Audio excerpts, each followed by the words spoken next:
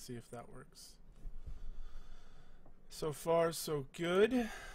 Let me go to the YouTube page because we got a new patron this week. Yeah. Yay! Exciting. We are so lucky. Yeah, I didn't. I think I became a patron. Also. Oh, did you? Did you? Yeah. Because I only got the one for Devin. Thank you this very week. much, I think. Yeah, I did the $1 thing because I was like, I Awesome. can support Nice. you guys because job now. Yeah. Awesome. Mm-hmm. Cool.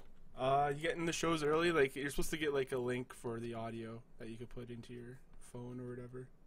Yeah, RSS feed for certain podcast catchers will just let you put the RSS feed in there directly, Yeah. or you can just listen to them through the Patreon site. But Yeah. Oh yeah, I'm not logged in as us right now. I was gonna see if it went through, but I'm checking that right now. Creator Studio, live streaming. Yeah, this is slow. Stop. All right, we're live. Cool. Okay, I gotta put that in Patreon. Beautiful. Okay. Oh yeah, there we go. Now, yeah, I got the notification right now. Yay! Thank you. Post. How do you want me to introduce you, Jamie, as Patreon supporter? Sure, a fellow creator. I don't know, whatever works best. All right. All right, live stream.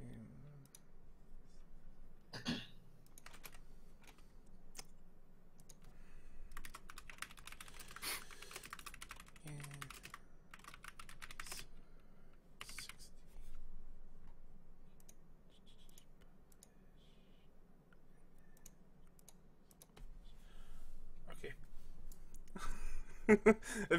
I feel like it's so dead in here right now. We're just kind of waiting for it to start. Like once we get into the news, I know. man, we're all ready. We're all hype it. You know, we Yeah. gotta control the hype beforehand. I know. Let me just open up a window because it's freaking hot in here, and then we'll go and start. what? Doesn't it get hot in Canada?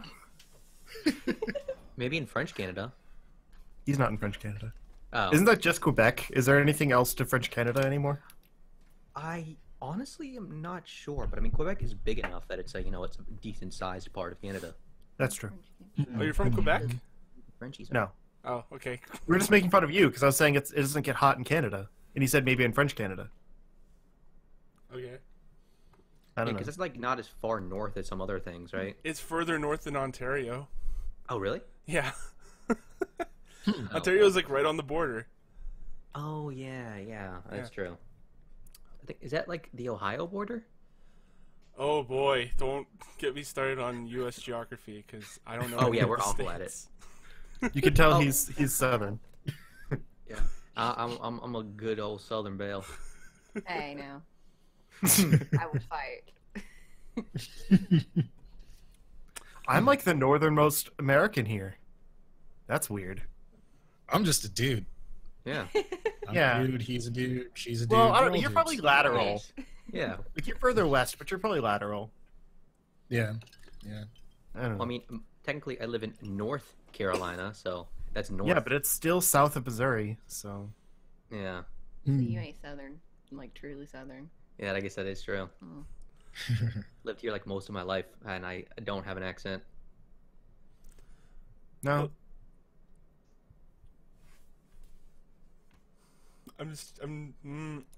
All right.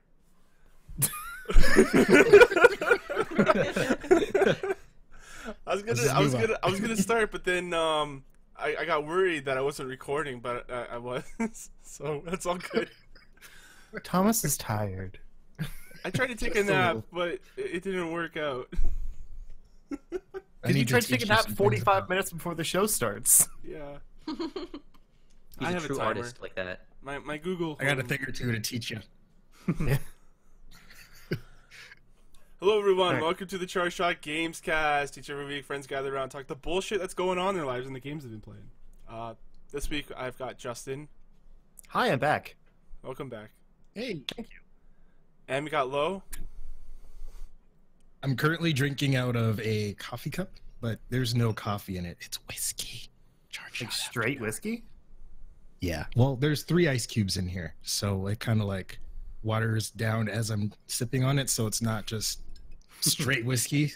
And I also Gotcha. have a glass of pink lemonade over here. So Oh, I can get down with Yeah. I miss alcohol.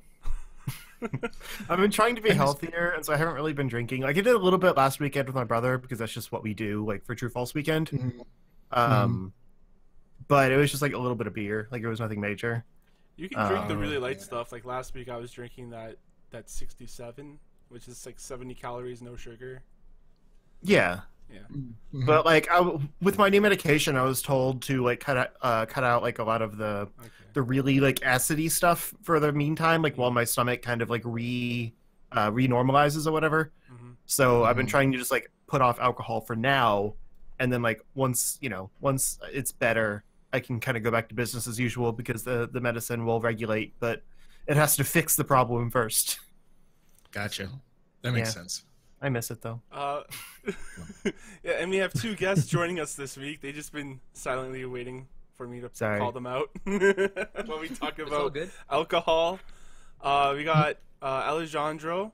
I think I'm saying that right. Wow. Well, it's Alejandro, but you know what? Alejandro. I appreciate the effort. Okay. Yeah. And we have the lovely Jamie, Hi. the new Patreon supporter, Jamie, and fellow creator and Nintendo lover. Yes. Woo. So what's been going on with you two? Like, how's it been? I don't think I've talked to you guys in a long time. You want to start? Yeah, it's been going good. Right now she's just visiting, and we're using one mic, and I hope it sounds all right, like for both of us. But yeah, we just had like a really nice, chill day today. Took a good nap because she was tired, and I guess I was tired too. Worrying about that, so we just kind of been hanging out, eating good food, just spending quality time. Yeah, pretty much. And I haven't talked to any of you in like quite a while. I don't think I've ever personally talked to Lo. Hi, Lo. But yeah, like I've like got like a new job and new like life changes and like cool stuff like that. So things have been going good. Awesome. Yeah. I don't know if you Very guys can hear that, but there's a car alarm going off. Oh, it just stopped. I heard it somewhat. I couldn't hear it. Yeah, no, I didn't hear it either. But this is professionalism right here. Always. This is what we strive for on Chart Shot. Yeah, this week's been pretty tame for me, actually, other than just, like, today I just felt like shit, but Oh, that sucks. it's just, like, I just felt like crap the whole day. I was like, you know what, the bosses aren't here, I'm just going to take off early today, because screw it. But yeah, like, there's not a lot happening for me this week. Justin, you been playing anything? I've been playing a lot, but mostly Final Fantasy 12. Are you loving it now? I've had extra free time lately, Is it and the Zodiac Age, the remaster? yeah, the Ooh, nice. remaster. And I like that. That's a good game to just kind of like waste time with. Honestly, like there's nothing terribly interesting about it. I like the game well enough, but once you get the gambits set up, especially later in the game when you can have like a ton of gambits for each character, it kind of plays itself. You're just running through like killing everything 1 or 2 hits. Because I've somehow gotten super overpowered, apparently. I've been reading up some walkthroughs of like in-game stuff because I want to make sure I don't miss any of the summons and things like that.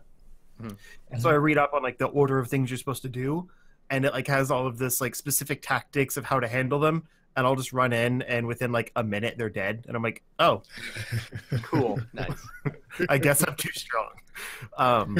Yeah, it's been really easygoing, but yeah, so I just kind of play that while I'm like, watching videos or like catching up on my shows and stuff like that. But stuff I've like actually been playing, I picked up Ratchet and Clank with the PlayStation Plus free games.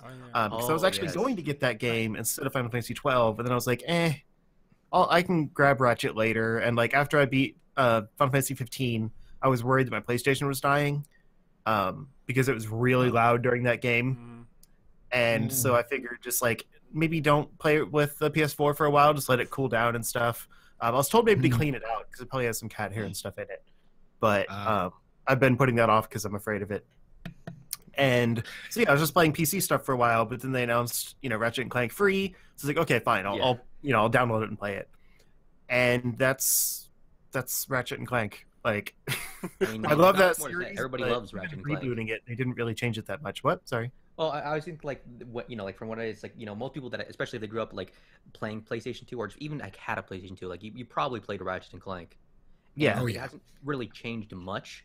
But they didn't need to really change the formula too much because it was already just a lot of fun. I mean, yeah, it feels a little more cinematic because it's pulling like some of the scenes from the actual movie that it was, based on, which sounds weird. And that movie's on Netflix. I need to watch it actually. Apparently, it's like the game. If you play the game, you watch the movie essentially. Yeah, and I Nice. kind of want to compare them, like when I'm a little further in. But yeah, like it's fun.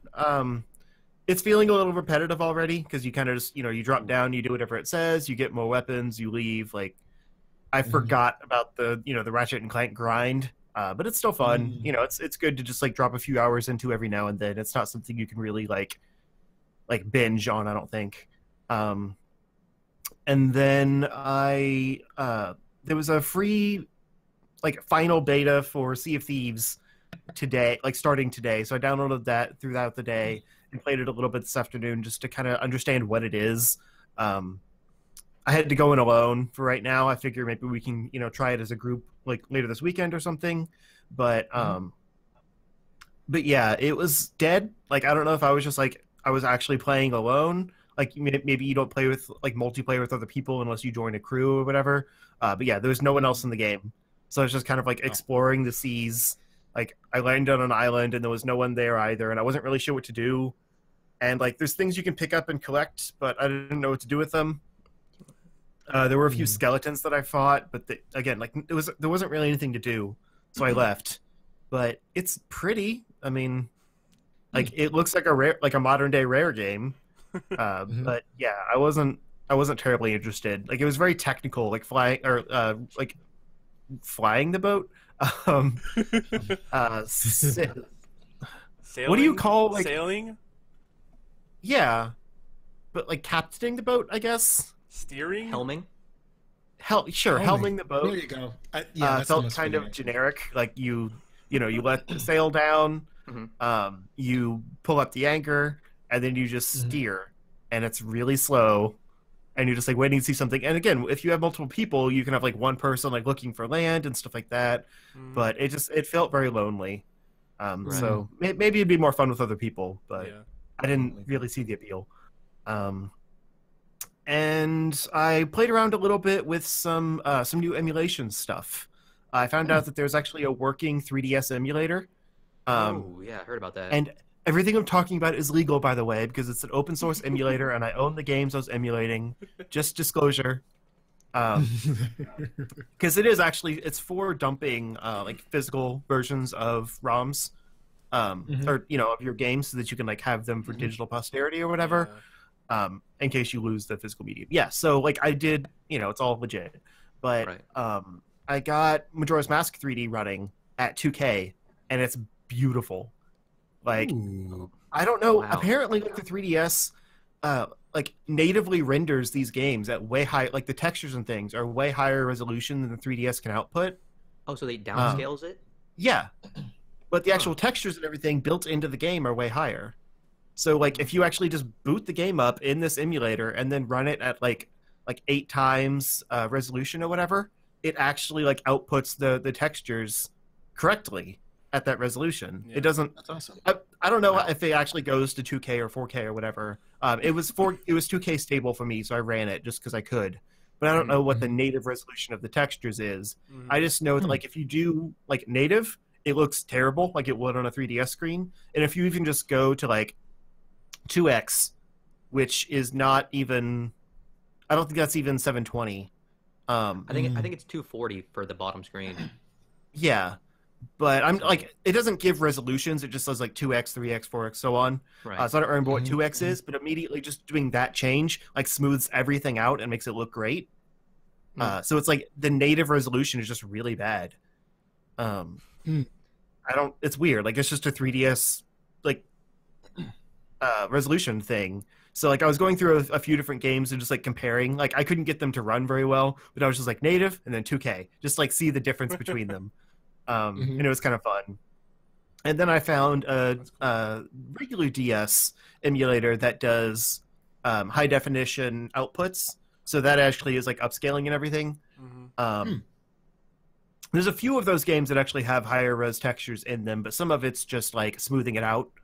And so I went through a few of the games that like more noticeably look bad on the DS, like Mario Hoops 3-on-3. Some of the games I'd done for videos and stuff out of curiosity, because I was like, man, I could have recorded them at this resolution. But yeah, and again, like DS games look like 3DS games at some point, like native 3DS games. And then 3DS games look like friggin' like Switch games. So like I could easily see them like porting some of these 3DS games, specifically like Ocarina of Time and Majora's Mask, like those 3D versions, over to Switch without any issues, and probably the Pokemon games too, because they're all actually made at higher resolutions and just toned down. So why don't they port them? So I was just kind of going down that rabbit hole of like, what is wrong with the 3DS and why don't they port more of these games over?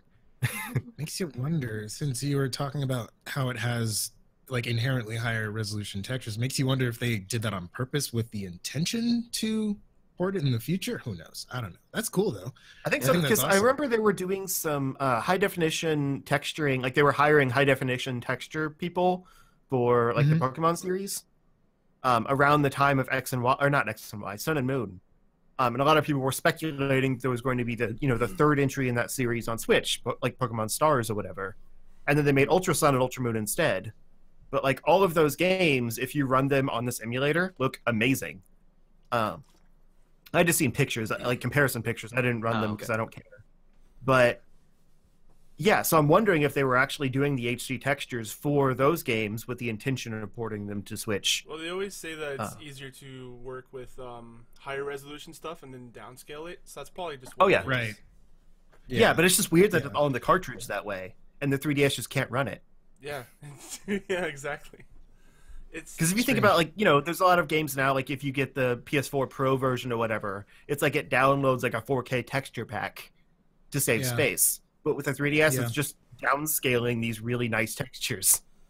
I guess that was just like left in the code for it. Like they didn't take it out. Yeah. I guess. Cause like, that was kind of a fascinating like rabbit hole to go down. I remember when I was like emulating Wii games, and you would always notice a difference in like the resolution, and you could like do great stuff to Wii games that makes it look even better. Like, remember Skyward Sword in particular, it had a lot of jaggies and a lot of like lines in it, and I think you could do something with it to make it look a lot smoother. So yeah, I've run some Wii games on the Wii emulator. I can't do it very well because you have to map the Wii remote to a controller, and that kind of sucks. I spent like a weekend trying to figure that out, and I finally did. Yeah, but I didn't. I found like a few weeks ago, I found an HD texture pack for Mario Galaxy 2, I think 1 or 2, and I just played it just to see like what it looked like at like high res or whatever. I think it was the 2K textures for that, and for one, it looks amazing. But I mapped all the Wii remote stuff to my mouse, just so I could like have the 1-to-1 like cursor stuff going on, and it plays a little funky because you're like left clicking to jump and like weird stuff like that. But I got it working okay, and it looked amazing. But it was kind of awkward to play, so I stopped doing it. But yeah, like emulation is so cool. Yeah, it's like you're just taking the native stuff and like making it look so much better. Yeah, you can actually like even set up the Wiimotes to work with your computer because it's just Bluetooth. Yeah, I thought about that. I've got a wireless sensor bar. I could do it. I just haven't felt like it. Lo, what were you gonna say? Oh, I was just saying. I remember before the most recent Kingdom Hearts whatever mix they came out with. 2. I don't keep up with that crap. Whatever it is, yeah. I don't know. So before that came out, I had actually, I was like, oh, I feel like playing Kingdom Hearts 2. I remember that game. It got me through like my awkward teenage years. So I'll boot it up again, see how well it plays. So then I started playing it, and I was like, you know what? I wonder if there's a way to get this to run at 60 frames a second. Because sure, why not? And apparently there's like some weird, it's either like It's not. It's whatever the equivalent of Game Genie is for some like weird implementation. It's just like some code you put in, and boom, the game runs at 60 frames a second. It's like, yeah, it was either Game Shark, Game Genie, one of those things. It was something. It just like unlocks the not- frame rate, basically. Yeah, basically, it unlocks the frame rate. But the weird thing is because the for that particular game, because it was the original PlayStation 2 version, the physics of the game were tied to the frame rate. So anything like if you were to knock up an enemy into the air, they would literally fall twice as fast. So it's like you increase the gravity almost. So like it was really interesting because in that first tutorial section where you're like juggling the little ball thing, it was like way more difficult than it should have been. I was like, this is weird, but it's cool because it's running at 60, and I also lit up the resolution too. So the one thing about that though is like all the 3D stuff looked great. As far as like the menus, like the 2D menus, not so much. They looked a little stressed out. Yeah, you always kind of run into that when you're changing resolutions and like anti-aliasing and stuff. It's just when it's not meant to do. Yeah, it introduces weird texture stuff and all that. But, yeah. Mm-hmm. Still fun to Actually, play my with. first time playing Star Fox 64 was on an emulator, and I was running at 60 FPS. Then I went back and played it on an actual N64. I was like, oh, so this is what it's supposed to look like. I prefer the other way. Yeah. I've been playing some, like, a little less recently. I was playing some GameCube ROMs. It's like I have a hacked Wii. I could play them on that, but it looks better and is just easier to do in the PC whenever they run well anyway. Yeah. And like there's a few that I had played on the Wii first, and I was like, okay, so this game does look good. It just doesn't play well through composite. Got it. So this is your full potential, huh? Right. Interesting. Yeah. Yeah. Emulation's cool. It really is. Yeah. Good way to relive a lot of those old stuff that most people can miss or Yeah. they're like very rare. Oh yeah, it got me through. Like it's what introduced me. We've talked about our gaming histories before, but it's what introduced me to a lot of game series back in the day, like Final Fantasy and stuff like that. Yeah. But now it's more just like reliving the things that I don't own anymore. Because I feel okay about it, because like I paid for the game, but it's like I've sold it since then, and so I just like I want to play it again. Yeah. Yeah. So you don't like physically own the thing, but you owned it Already in paid spirit for it, before. yeah. So Right. it's like And that's okay. it's a loophole, whatever. I think it counts. I'll allow it. Yeah. I'll officially. I'm making an Who's executive. gonna tell, right? But Majora's Mask I actually do own multiple times. Actually, it's just Yeah. I can't like play it on my computer on a 3DS, so it's one way to do it. And me and Abba were actually looking into options to do Triforce Heroes online with that, because like the multiplayer aspects of the emulator still aren't great. But like we had a series going for a while on Triforce Heroes with me, him, and Metal I Blade, remember that. and and it was great. But we got all busy and for a while, and then we're gonna get back to it. But his 3DS broke, like the one he used for recording, like the screen snapped on it or whatever. And so we could get it to work if he held it like just right. Oh man. But that doesn't really work when you're trying to record and do a whole thing. Yeah. So we figured this could be another workaround. But we have to figure out how to get the online to work for that. So it could be really fun, like to actually get that up and running, and do some actual content out of the 3DS emulator. Because I have two 3DSs, but I get worried about like sending them off to have them modified or whatever to do the recording through it. Yes. Do you use like one 3DS as like the capture one, and then the other one would you use like primary just to use for you?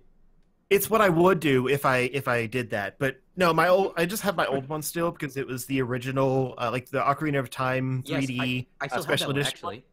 Yeah, and it's awesome. Yeah, it really is. And so like I haven't wanted to get rid of it because it's a collector's item. So I got my new one. I was gonna get the Majora's Mask 3D, like 3DX, 3DS XL one. Yeah, I get that one too. But my pre-order didn't, like, it fell through, and I couldn't get it on release day, so I just got a regular one instead. So that's my main one, but like I don't want to get rid of the old one, even though I'm not going to use it because it's old. Like, why would I? You want to hear something sad about the Majora's Mask 3DS? When I was visiting Jamie, I remember I was at one point, I can't remember, I was just like hanging out in my car, and I think I was like taking a nap or something. And I think I like laid on it in the back because I had like bad car pairs. I remember I was like sitting in the back, like like after my car pairs. I was just I guess I was laying on it. I woke up and like maybe like an hour nap, and I look and it's like the way I was laying on it because it was hot because Georgia heat. I was like sweating a little bit, and like the paint from the golden thing on the back of it chipped off. Oh, no. Because I think of like the you know like the condensation for like the sweat, and I was so sad. Like a big part of it like chipped off on the back. It looks disgusting, but I have this Yeah. like sticker that I put over it that Jamie gave me, so like it hides it. But like I was so disappointed because I was taking such good care of it. Like I have it in a case and everything. Hmm. But like oh, Tragic. I know, I'm still sad about that.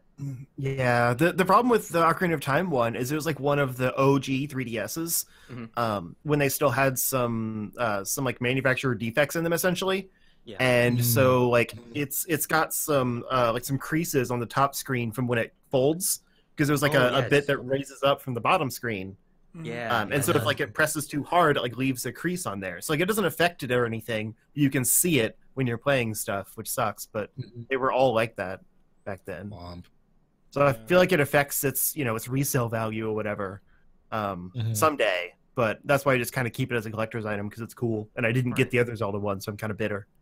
I just got my Got a Zelda 3DS, I've got a Zelda Wii U. Like, I just don't have the new one. I had the Zelda Link Between Worlds 3DS, and Yeah, I had that one too. and that Yeah, one that one's got nice. destroyed by rain damage. Like it was just in my backpack, and I guess Oh. rain got in there and it got all fucked up.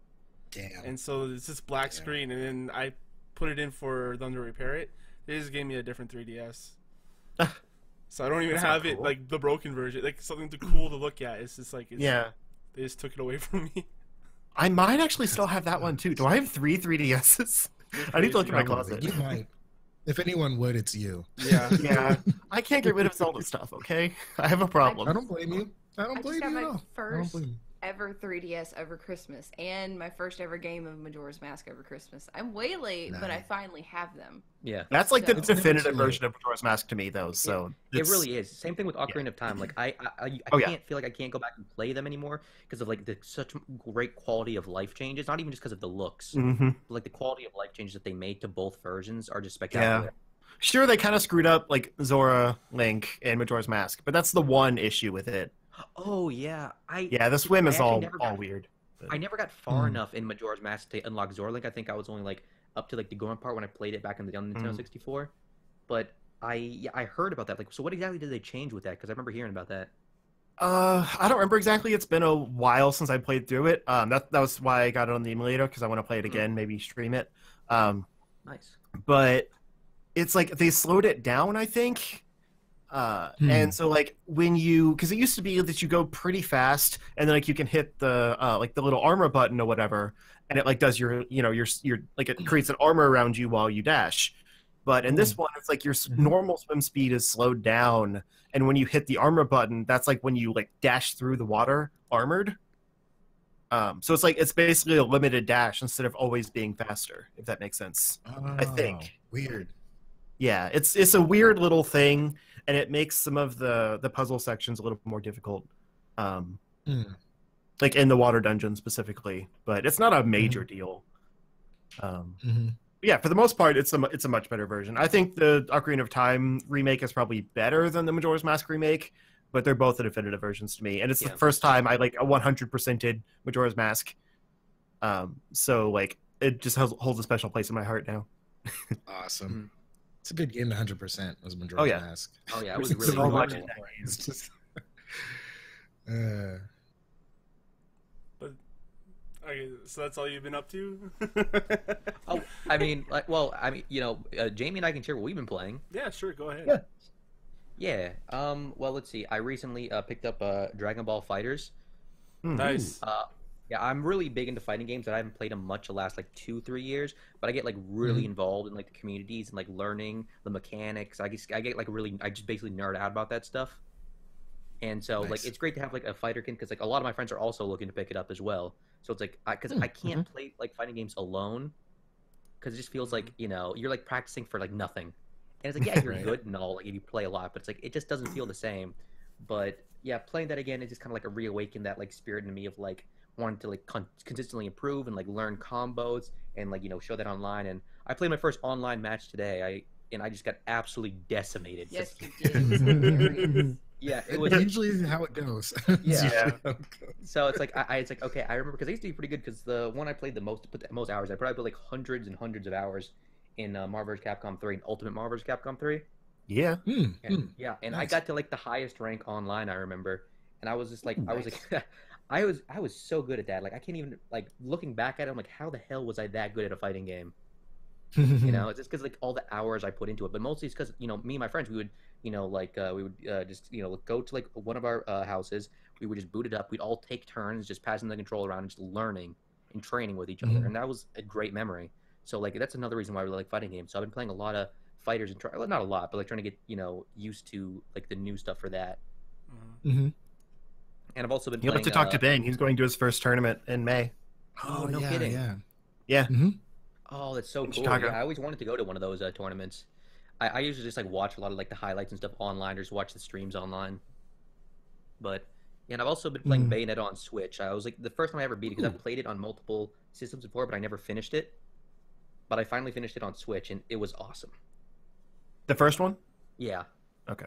There was a lot of like things that like I feel like because I've also played a bit of Bayonetta 2 that like kind of like you feel a tiny bit dated, like a lot of like the QTE cutscene parts where like if you miss it like for like half a second you're like dead and you have to restart like the cutscene over. And it's like that was like the old like Resident Evil 4 kind of stuff and all that. It's like that is good that's left in the past, honestly. But I mean overall it's still a really solid game that holds up amazingly well. And I'm really enjoying it. I'm just going through again trying to like learn more combos and all about combos for me apparently. Yeah, and just kind of like 100% it because I really like to 100% the games that I play because I'm like a completionist in that aspect. So yeah, just I never 100% games unless like I'm super into them. Like the only well, I say 100% Majora's Mask. I didn't get like all of the heart pieces because of some of the stuff with the stupid spider dens or whatever. How was that 100%, dude? I got all of the masks. Yeah, that's like that to me is 100% of the game. Yeah, in my enough, book, that's there's a lot of it's BS stuff in Majora's Mask, but I did all of the side quests. Like that's what I meant. Okay, but anyway, the only game I've actually 100%ed was Mario Galaxy 2. Well, that's like a good one then. Like 221 stars or whatever it is. Wow. And that was an incredible experience. But I'm trying to get into the point where like I'm actually beating every game I get. That's why I'm sticking with Final Fantasy 12. Because like for one, like I said, it's just kind of a dumb thing to play through when I'm watching stuff. But also it's like, okay, I got this game, I gotta beat it. Like even if I'm not entirely entertained by it, because I need to stop wasting money on games I'm not playing. So I definitely get your desire to 100% your games. Yeah, because it's like I started recently. I think it was like the beginning of 2017. I really like buckled down. I'm like, I can't get any more new games unless I'm really gonna play them instantly. Because like what I do is like I'd play them a bit, I'd put them on the shelves, wouldn't get back to them for months, maybe even years, So like and usually I would get back to the games, and there's still some games I haven't even gotten back to that I'm thinking about it. But like last year I really went and tried to make a big dent in my backlog, and I did. It's just massive, so it's still gonna take a long time. But I'm really enjoying like going back in and playing like lots of stuff that I had missed, and like finally like finishing up some things like I recently played through Rayman Legends on the PS3. I played that when it first came out. Played a bit. Finally did 100% at everything on that. And that was a great experience. And it was fun to go back and do that. And I think the next thing I'm going to go back and finish, which I played and beat, but I never 100%ed, was XCOM Enemy Unknown. Yeah, and I've just been in that mood lately of like, like a strategic mood. So I'm looking forward to like getting back into playing that. I loaded up an old save of mine, and I was like most way through the game of like on like my second playthrough, and I'm like, what the hell was I doing? So I feel like I have to like start that over because it's like I don't remember. Like I have like all these like things I was trying to do, like building stuff and like units that I wanted to use and like upgrade branches I wanted to go down, and now I'm just like, how does this work? So yeah, I don't know. I'll probably be doing that. But did you want to tell them like what the games that you've been playing lately? Overwatch. Overwatch, yes. I'm a little late to the game, but I'm very much enjoying it. Nice. I'm a Lucio main, so nice. Yeah, he's my favorite. I love Look playing. You're gonna do him on. great. Yeah. Yeah, look at this team. But I have been recently told how people don't normally play it on 30 frames per second. And that they can usually play it on like 60 and like 120, and I just have really potato internet. So I'm glad to be here where I have decent internet to play on. But yeah, I've also been playing Animal Crossing a lot. just recently got that for the first time, and Which Like one? on Probably- 3DS or like Yes. Animal Crossing Go or whatever it's called. oh god, Oh, no, 3DS. no. I Yeah, played New Leaf Pocket is real Camp good. for a total of a day, and that was actually why I couldn't get Discord on my phone anymore. Because after I had Pocket Camp, it just screwed up my phone. So for like 2 months, I didn't have Discord anymore. I was like, Weird. it's not worth it. Wow. Yeah. But yeah, I've been playing on 3DS and having a lot of fun with that. I might get back into Stardew again since I haven't played it for a few months, and we all know, like, I kind of like Stardew just a little bit. Yeah. So like, Actually, you know what?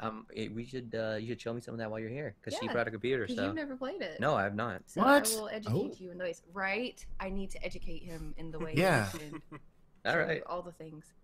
I was And, going through my Steam library the other day just to see like what I haven't played, like like we mentioned, and I noticed that because I was also kind of curious like how much time I've put into Final Fantasy 12 so far, and it's like 48 hours or something like that. But anyway, most in the last few weeks. But I saw that the game I've played the most of is Stardew Valley at 67 hours. It's like only 67. yeah, all right. You got like one that and like one of your like secondary saves. One of my main save is like 154 hours. Jeez. Well, kids, yeah, that's only one save. Like I have one save on that. Okay. Okay. I've got okay, 99 gotcha. hours on it. Oh dang. It's, I need- You gotta I get need that to work 100 some now, more. dude. Yeah. it's so addicting. Yeah. Yeah. But I don't know, like once I finished the community center and got married, I was like, I'm done. Like I don't know what else to do. I haven't So done I haven't finished the community Oh, center really? yet, and I think there's something going on with your dead grandpa. So I haven't. Seen Yeah, that but that's for a not until while. year 3, and I'm like middle of year 2, and I'm just I'm kind of like like, year I've 3. done everything I needed to do. Yeah, I got my penny, I got my community center, I'm good. you got your penny. I'm best Penny friends for with life. Penny now. Oh, Yeah, nice. Because I was best friends with Pam, and you were like, you cannot do that. And be best friends with Penny. And I was like, well, Right. she doesn't talk to me very much. But I got in there and I kept giving Because her Pam diamonds. beats her. She's the worst. Don't be friends with Pam. Oh my god, that is awful. I'm trying to be best friends with everybody. In my new save that I'm doing, I'm going up and dating everybody. But Leah is main bae for me in my newest save because I love Leah. She speaks to my heart. There's got to be like a one renegade file that you run through where you just like pick like the biggest dick to like everybody in the town and everybody hates you. I did. That was my first one. I married Shane, and then I Uh-huh. was like, "Oh God, this is a mistake." So I started my new save. That's my main one now. I've got all the time on. Okay. But yeah, it's a really good game. I need to definitely show it to you. Yeah. And I've been playing Majora's Mask off and on since Christmas. I kind of Nice, got stuck nice. a little bit. So That happens like, a lot. Yeah. But I really like the notebook feature because like I've been told by some people, obviously in the older game they didn't have it as advanced as they do on the 3DS, where you can see, Right. like, It was exactly. useless in the original. Yeah, it really Yeah, was. So I really am enjoying that a lot. I was just like, I got my first like paycheck for my new job around Christmas, and I'm like, I'm getting a 3DS, I'm getting some games, I'm treating myself, Yeah. and I'm just like, I'm only a few Nice. years late, to the game, but yeah, Never that's too what late. I've been doing. So yeah. Awesome. For Stardew Valley, I was a Haley guy. Like the Oh yeah. the one person that everyone hated, I ended up with. Because I didn't You had to care. go with the unattainable. Yeah, exactly. I gotta go with the odd woman out. But like, I didn't care about the relationship aspect in Stardew. I was all about that money. So It's like it's like a lot of people in real life too. yeah, Mm-hmm. I was I just like, kind of was like I would go into town and like go like grab loot and stuff, and then if Penny was there, I was like, okay, I'll give her like a bush or something, and then run away. Like I didn't put much effort into it. yeah, I just gave people rocks, and then like Here's it a turned out bush. Haley liked rocks, so I just kept giving her more rocks. I'm so obsessed with like. Sounds the like a playground furniture. relationship. Yeah. I got the I farmed enough money, and I made that joke in one video. I was like, "Hey, I farmed," and I'm like, I need Yeah. to sort out my priorities. Yeah. But like, I farmed enough money to get the furniture catalog, and then I Oh, made yeah. another shed. So I have a shed with all my like my egg press and like my cheese press and like my diamond building thingies. What are those Mhm. called? I haven't played in so long. Yeah. But then I made another shed just so I could decorate it because I love the furniture. So Mhm. I'm definitely a huge nerd for Stardew. Like I Yeah. really want to play it again. I should play that again. Well, you got to hit the 100 Yeah. hours. I mean, at least. Yeah. Every time Jamie talks about it, I get back into it, and I have too much time Yes. on my hands right now, so I'm probably going to get back into it, but I need to not. Yeah. I need to Like I make said, I the gotta house finish Final Fantasy video. 12. Oh yeah, that how-to video on Stardew. Yeah, because you had mentioned about that. One day I was just tweeting a bunch of How random to shit about start. Stardew, like you do this thing, you get the secret thing, and Justin was like, "Hey, you should, do like a video about how to do things." I'm like, "Yeah," because Yeah, there's some things I figured out that nobody has done like in videos about like. how to Yeah, get, I like, think the I got regional stuff. like a void chick or something because of you. Or no, you were talking about the Yeah. dragon egg. I hadn't found a Yeah. dragon egg yet, but Oh no, that's that. Yeah, you really should then. I have 4 baby Yeah. dragons Yeah. now. The mother of dragons over here. I want a baby dragon. They're awesome. I mean, I guess Ridley's kind of a baby dragon. We're talking about your cat, Ridley. Yes, Okay. he's a little terror, so he's basically a dragon. Mm. He's very well named. Lo, what have you been playing? What have I been playing? Actually, it's interesting that Jamie brought up Overwatch because I've been playing the, I guess, rival to Overwatch because Paladins, basically. Paladins Champions of the Realm, because I had actually stopped for a while, for quite a long while, because the patches weren't going in the direction I would like to see the game going, not a game I would want to play anyways. And then the patch before this most recent one, they had just totally screwed up the progression system and totally made it into like a pay-to-win sort of deal. And then everyone just started bitching about it and bitching about it. Even I bitched about it a little bit on Twitter. I'm like, I'm not reinstalling this game until you undo it. Bleh. And then they undid it. So I reinstalled the game and I started playing it again. I was like, oh yeah, I remember liking this game a lot. So yeah, I've just been playing a lot of Paladins pretty much for the most part. And yeah, as far as gaming, that's pretty much all I've been doing. But outside in the world, in real life, I've Wait, just mostly just what's I've gotten that? some. Oh, it's this thing where you know that door that's like on like the outer perimeter of your house. If you open that, there's like a whole kinds of other shit on the other side of it. It's pretty crazy. That sounds Check hard. it out sometime. I'm Yeah, gonna stick it is pretty hard. Yeah, the difficulty level's like up here, but the graphics are pretty good. So Just a quick But, aside, Justin. When you go on Reddit, there's like I think there's a subreddit called Outside, and it's basically everyone's pretending that the real world is an MMO. It's I'll pretty have to look great. into that. That sounds Yeah, pretty awesome. It's pretty good. that does sound awesome. Alright, go ahead. Yeah, so a lot of Paladins. I always want to get into Overwatch, but I'm so damn cheap. I don't want to pay like the however much it costs right now. It's Like however much it 40. costs right now, that's how much I don't want to pay for. Yeah. I think I got it on sale for 30, and that was the only way I was gonna get it because I was like, $30. it's too expensive. I would buy it for $30. Oh, it was just on sale. I think like 2 weeks ago. Like it had like the Was half it? off. Yeah, I think it was. The half problem is off. it's not on Steam, so like I don't pay attention. Yeah. Right. Mm-hmm. I literally, I know um, so little. Like I was gonna say this last week, but I wasn't on the show. I know so little about Overwatch that when they announced that new hero, like Bridget or whatever, and they said it was like the 47th hero, I was like, I know maybe like 12. No, yeah, 27th. Jamie said she 27th. even knows. I was. Okay. I knew it was like 27. 25 or so. You got but- the 7. What? Yeah. Yeah. The point is, it's like it's at least double like the amount I know the names of. Mm-hmm. Like I have no Yeah. idea who all the others are. Right. But I also forgot Lucio until you Yeah. just said that, so. How could you Lucio. forget Lucio? Lucio's He's the legit. best. I like him. He is. Yeah, he's my favorite too, and I Yeah. main him usually as well. Yeah. Nice. Except I when just we see play the ones that together, are I usually let her do posted it. all over the place, like Diva The and mean ones. May and Sorry, I hate May. Tracer and like I know the names and like some of the appearances. That's about it, and it's usually just because of fan art. I was about to say, it sounds like it's all chicks over here. He's thinking about it. Yeah. He's thinking about it. Because fan art. There's typically mean, more fan art yeah. of the women. Yeah. Yeah. Right. I mean, Black Mhm. Widow. I've seen maybe I've one. seen some I've questionable seen Black one- Widow pictures in my day. Oh yeah, that's all over the place, dude. Whatever the rule is, rule 30 something, Yeah. rule Yeah. 30, Rule 34. Yeah. 34. That's Oh, it. and I know Yeah, about rule Doomfist 34. because of that fantastic thumbnail I made. Oh yeah. Oh wow. Wow, that's that- Oh, amazing. Big Black Gino. Yeah. Big Black Gino. Big black cheetah. You laugh all over again. Oh man. But yeah, if Overwatch for like, if I were to like come across it and it was like $30, I'm like, oh yeah, sure, hell yeah, I'll pick this up, because that's how much I paid to. Because with Paladins, it's free to play, but you have to like unlock all the freaking heroes and you have to grind. I didn't want to do any of that, so I just paid the $30 to unlock all of them. And it was that was reasonable to me. Just any more than that, I don't know. I'm cheap when it comes to games nowadays. If it's like 30 or over, I'm like, hold on, let me look at the spreadsheet. Yeah. Like, how many boxes does it check? This is worth my time. Am I even gonna play this game? Really? Is it just? Am I wanting to buy it because it's like on sale or something? But yeah, a lot of Paladins. I don't really have one particular main in that game. I don't think any of you guys will know who they are, anyways. The guy I mostly play as.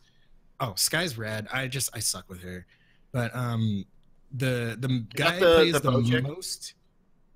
That's Cassie. Cassie's the bow chick, Cassie. the redhead. Yeah, she's dope. She's really cool. She's got a good design. Yeah, Sky is like a purple elf ninja, I guess. I don't know. I'm not sure exactly what her story is, but I usually play as Victor, who's kind of like the Soldier 76 of that game. And then I also play Shaolin, who's kind of like the Hanzo of that game, only nobody hates him. I hear a lot of hate for Hanzo out there. What's up with that, by the way? Why do people not like Hanzo? Scatter arrow sucks. Yeah, one of his abilities is like it takes like you basically like you shoot like a scatter of arrows, and it like it'll like break apart and then like hit around, and you can like aim it around corners and stuff, and it's cool. It's nice and all, but the thing is, if you hit it right on somebody, it'll pretty much kill most characters instantly. Or like either right on them or right next to them. So it's really easy to do, and just like get a quick scatter arrow and then boom, they're dead. It's kind of like Junkrat being able to throw his bombs like across the map and kill somebody. That's a little bit different. That's just my opinion. Yeah, but I actually heard, I'm not exactly sure, that they were going to remove that scatter arrow. Yeah, the remove scatter arrow from the game, because like people have just been hating it for so long. Like redo his kit. Yeah, and they're gonna like completely change the ability, because they've changed like abilities for like characters like Diva and other things. Like they've reworked a lot in Mercy, like or Mercy. Yeah, they reworked a lot of stuff. They try to make it like more balanced, but I mean, yeah, it's got a game that because like I usually just play with like friends, like Jamie or some of my other friends basically, and it's great to play with people. But I cannot imagine playing it alone, really. Yeah, it's scary. Yeah. I'll jump into public games, and yeah, most of the time it's all right, because lately because they just added like a team deathmatch type of mode, which is kind of what most people end up doing anyways. No one ever pushes the freaking payload. That's why I stopped playing the payload mode, because I'm like, push the payload, you guys, this is the objective of the game mode, push the payload. And they're all just shooting at each other, and I'm like over here like just pushing it all by myself. I have all the objective points. Nobody else cares. You've never played Splatoon. People don't understand games where the objective isn't just kill everyone. It's really frustrating sometimes, because it's like they're playing team deathmatch when you're really playing like not that. Yeah. So they added a mode that's just straight up team deathmatch. It's either just straight up team deathmatch first to 40, and then there's another one which is a slight take on that. It's kind of like there's a center point, and whoever's team is occupying that point is accumulating points over time. So whoever, the first one to like 400 points or something like that, wins. So there's still sort of deathmatch sort of aspect to it, because you're shooting at each other and stuff like that. But I've been mostly playing that because no one knows how to play objectives these days. So they've been pretty fun though, because people are actually doing what they're supposed to be doing, which is shooting at each other. So, but yeah, that's mostly what I've been playing. That's actually all I've been playing. Outside of work. Oh yeah, before I got sidetracked with the whole outside thing, just in real life, I've been just some freelance work. I got a couple of videos I'm working on for a client of mine, and then I'm also doing Uber Eats just when I have downtime, just as, hey, I'm not doing anything, might as well make some money and drive around the city and listen to music while I'm at it. And it's pretty cool. Like at first I was kind of like, I was a little, I guess, apprehensive about it. I was like, oh no, like what if I mess up, or like what if I like deliver the wrong thing to the wrong place? But it's all like automated. You just go into the app, like go online. It's like, hey, there's somebody who wants some food. And it's like, hit okay, pick up the food. Then they navigate you there. Then you say, okay, I picked up the food. And then they navigate you to deliver it. And that's pretty much it. And yeah, it's pretty fun. It's I was actually mentioned this on Twitter earlier. It's like doing fetch quests in real life, but with food. And instead of experience, they give you money. So yeah, This so episode brought to you by Uber Eats. It was funny because I was doing a delivery and I was thinking, I was like, how come no one's made an ad for like Uber Eats like that yet? Because in the actual app, there's like a tab that's called Quests. And I'm like, why is it called Quests? I'm like, oh, okay, whatever, cool. You caught my attention. So, and that's really just where they have all like their promotions and stuff like that. Like if it's like a really busy time, they'll be like, you have a chance to earn more money than you would have if it was like a non-busy time, whatever, all that kind of stuff. So yeah, that's pretty much what I've been doing. That and just chores and just being bored. I'm tempted to just kind of like go and meet like the neighbors, like housewives and stuff, and gossip with them just because I'm starting to run out of things to do when I'm not working. I get it. But yeah, that's pretty much what It's been a week and I get it. It's got to the point one time where I did the same load of laundry like 3 times in a row. I was like, wait, I've already washed this like 3 times in a row. I need to like go do something else. Then I go vacuum or something. I don't know. So yeah, that's pretty much been my week though. I've just been cooking a lot. Mm-hmm. Yeah. It takes a lot of time to actually like make good meals. I'm like, might as well. Yeah. Oh, I actually learned something really interesting in the last week and a half. If you are making brownies, right, and you want to make them a little bit healthier, you just replace the oil with applesauce, and they turn out great. If anything, they turn out better. It's awesome. Really? So I'm like, I'm totally making brownies like this from now on. Also, So now just I'm- use like unfiltered, cold pressed olive oil for everything, and it's fine. Like there's nothing wrong with that. Okay, good to know. So. Good to know. Yeah, I use that with everything I make. Hmm.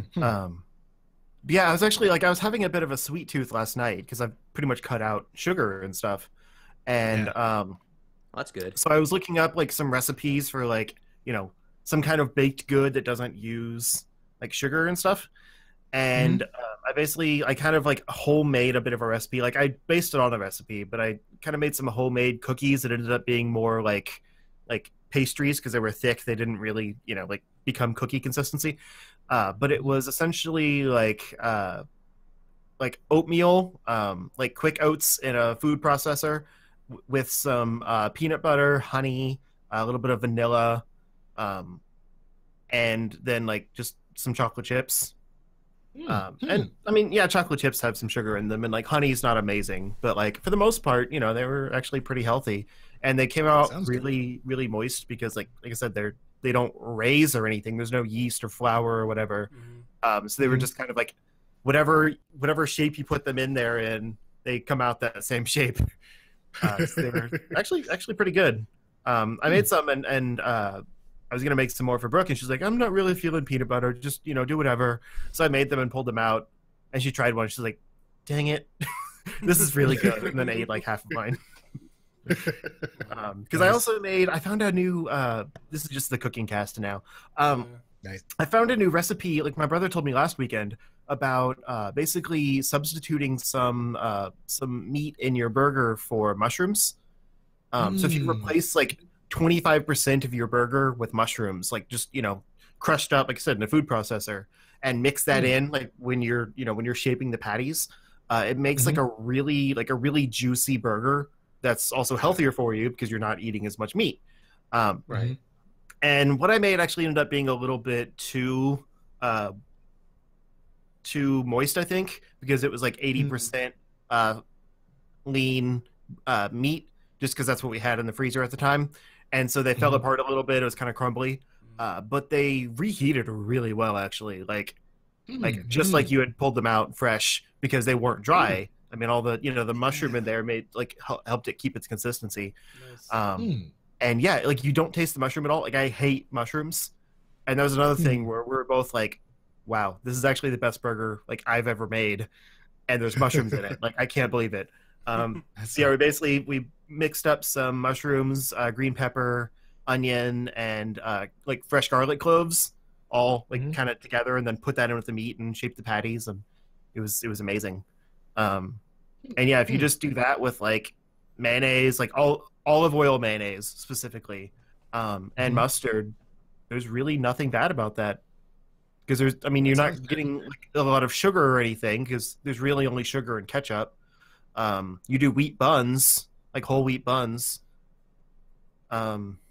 Yeah, like it's a pretty healthy burger because I love burgers, but like they're so bad for you. So I was trying to find another solution. Yeah. My brother also suggested black bean burgers. I got to check that out sometime. But Those yeah, are pretty mushroom Yeah, I've burgers. heard of those. Those Good are black actually bean burgers. really good. Yeah, I need to try it. Because I guess Sonic is like making a line of burgers that are like mushroom burgers. And they're like the first fast food chain to make that change. Because they said that just by doing like 25% mushrooms, it'll cut down on like millions of pounds of like burger waste or whatever, like, you know, beef, like the amount of needed beef in the world, because of like the volume of burgers they do every day, and the amount that goes into making them. So obviously there's an economical factor of them. It's probably cheaper to use mushroom than meat, Right. but also, you know, they're using less beef. It's healthier. Like there's a lot of really cool things about it. Yeah. And so I think it's going to become a more popular thing now that Sonic's going to be doing it. But yeah, it's cool. You should try it out. Yeah. Very cool. Seems like Awesome. it seems like the world is trying to figure out how to solve their environmental crisis with all Yeah. the cows they have and the methane they produce. And Yeah, we can grow mushrooms. We can't grow cows. yeah, Mm-hmm. and they don't, and mushrooms don't poop. And True. yeah. I don't know. This past week I went back into my metabolic clinic. It was 2 weeks since I've been there, and I was really bad over the weekend. Like I ordered 2 pizzas, like one large and one medium, and I had them Oof. within the weekend. Ooh. Did you eat And- both of them Yeah, I ate both in of their them. entirety? Yeah. Good. Good job. Um, Okay. I'm not mad then. so I thought I was gonna gain a bunch of weight, but I actually lost 2.5 pounds, which is great. Nice. Wow. Yeah. There are I worse used- things in the world than pizza. Actually, it's mostly Yeah. just Yeah. all the cheese, and it's like, not. like all the like all Wait, really? the The chips cheese is the I've part that's bad? cut out has been. Well, I mean, like you can carb load if you work out. Like you're actually supposed to have a lot of carbs. Yeah. But dairy is just kind of, it's always like slows you down and just kind of, you know, weighs on you. Yeah. Anyway. Yeah. Anyway, so I've lost about 16 pounds within 4 weeks, which is pretty good, Yeah, that's awesome. and keep working at it. But yeah, like when I get those cravings, I just need to have like just give me a whole pizza. Yeah. But other than that, That's why I was trying to find a substitute last night with my sugar craving, Mhm. and it worked out well, and it also wasn't terrible for me. So, you know, there's ways to kind of make that, but with pizza, you kind of just have to have a pizza.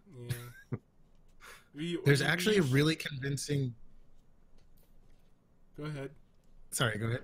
No, I was gonna say we just usually order pizzas on Fridays, so I already Mm. get my pizza craving within the Ah. week, and I usually just keep Fridays as like my cheat day.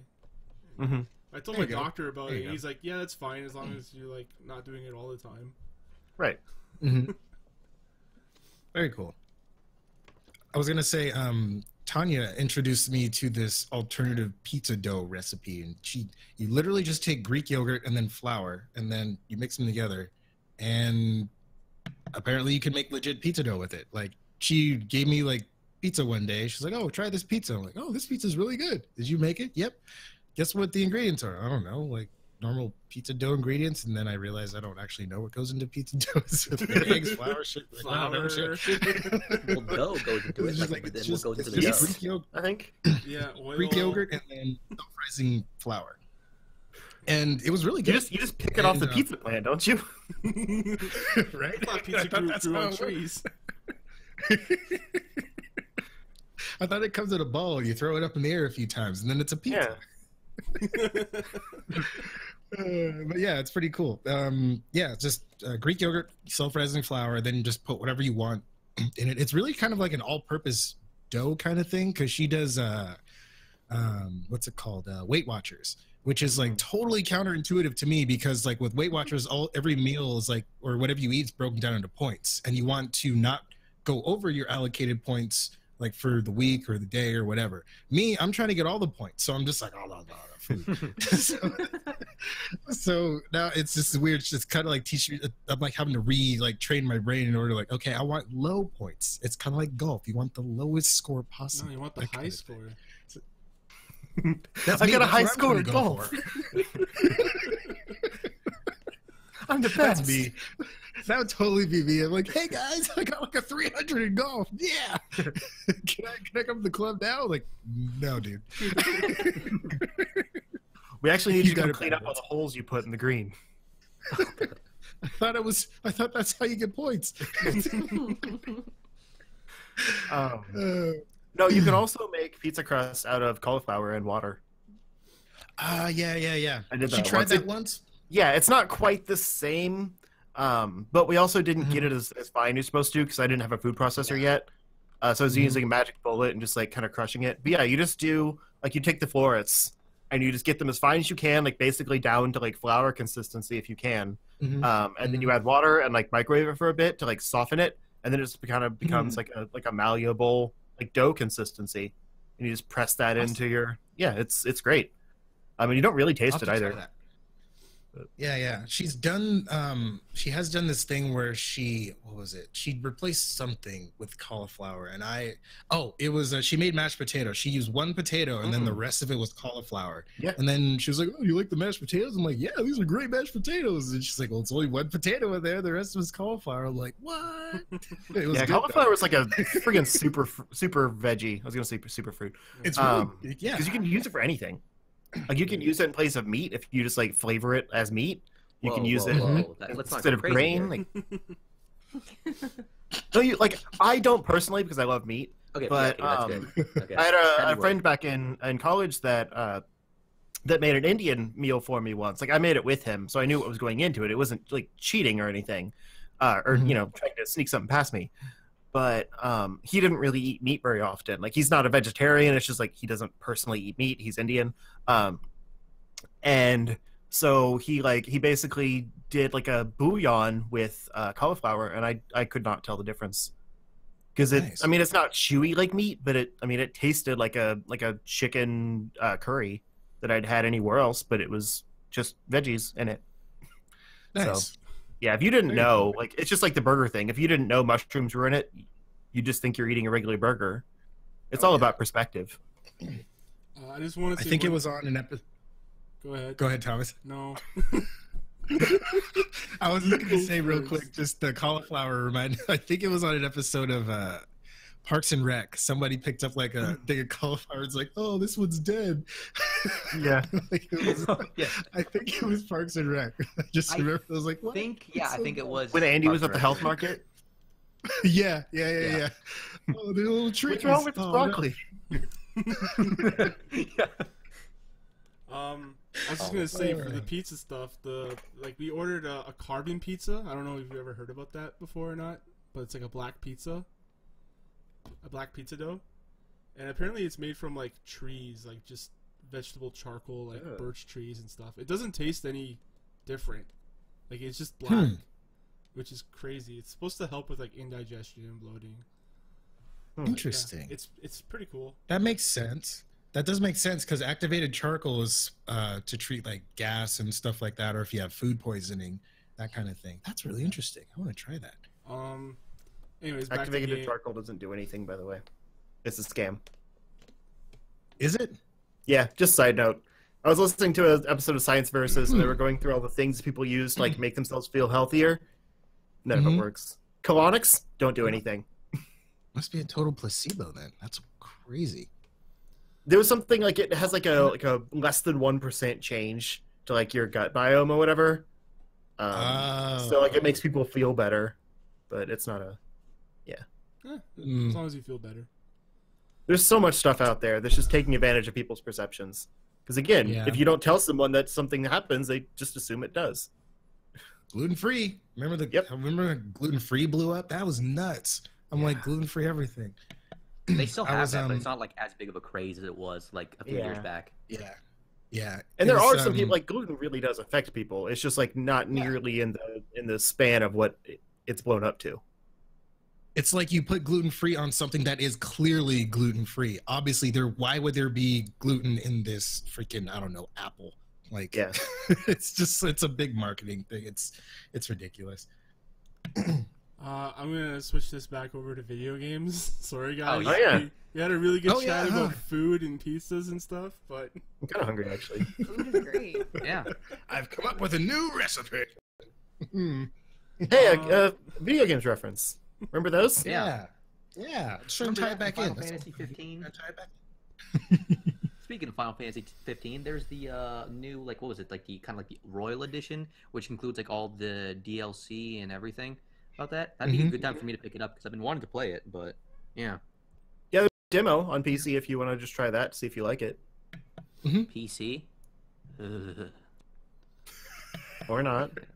No, it's I don't know why. It's like a thing with me. Like I have a decent enough computer that it's stronger than like my consoles, but like I can't get into PC gaming. I got to the point where like games are usually on better sales and things like that on PC. That like if Yeah. I'm waiting for a game anyway, I'll just pick it up on PC. Well, I think it's Yeah. also because like I'm a big collector and I like to have like physical copies, and so, you know, even There you Jamie, go. she can tell you that like I have all this like stuff right here. Mm-hmm. It's like I just like to keep like the physical stuff, and I like to have it, and then like let my friends borrow it if they want to, and then I can borrow their games.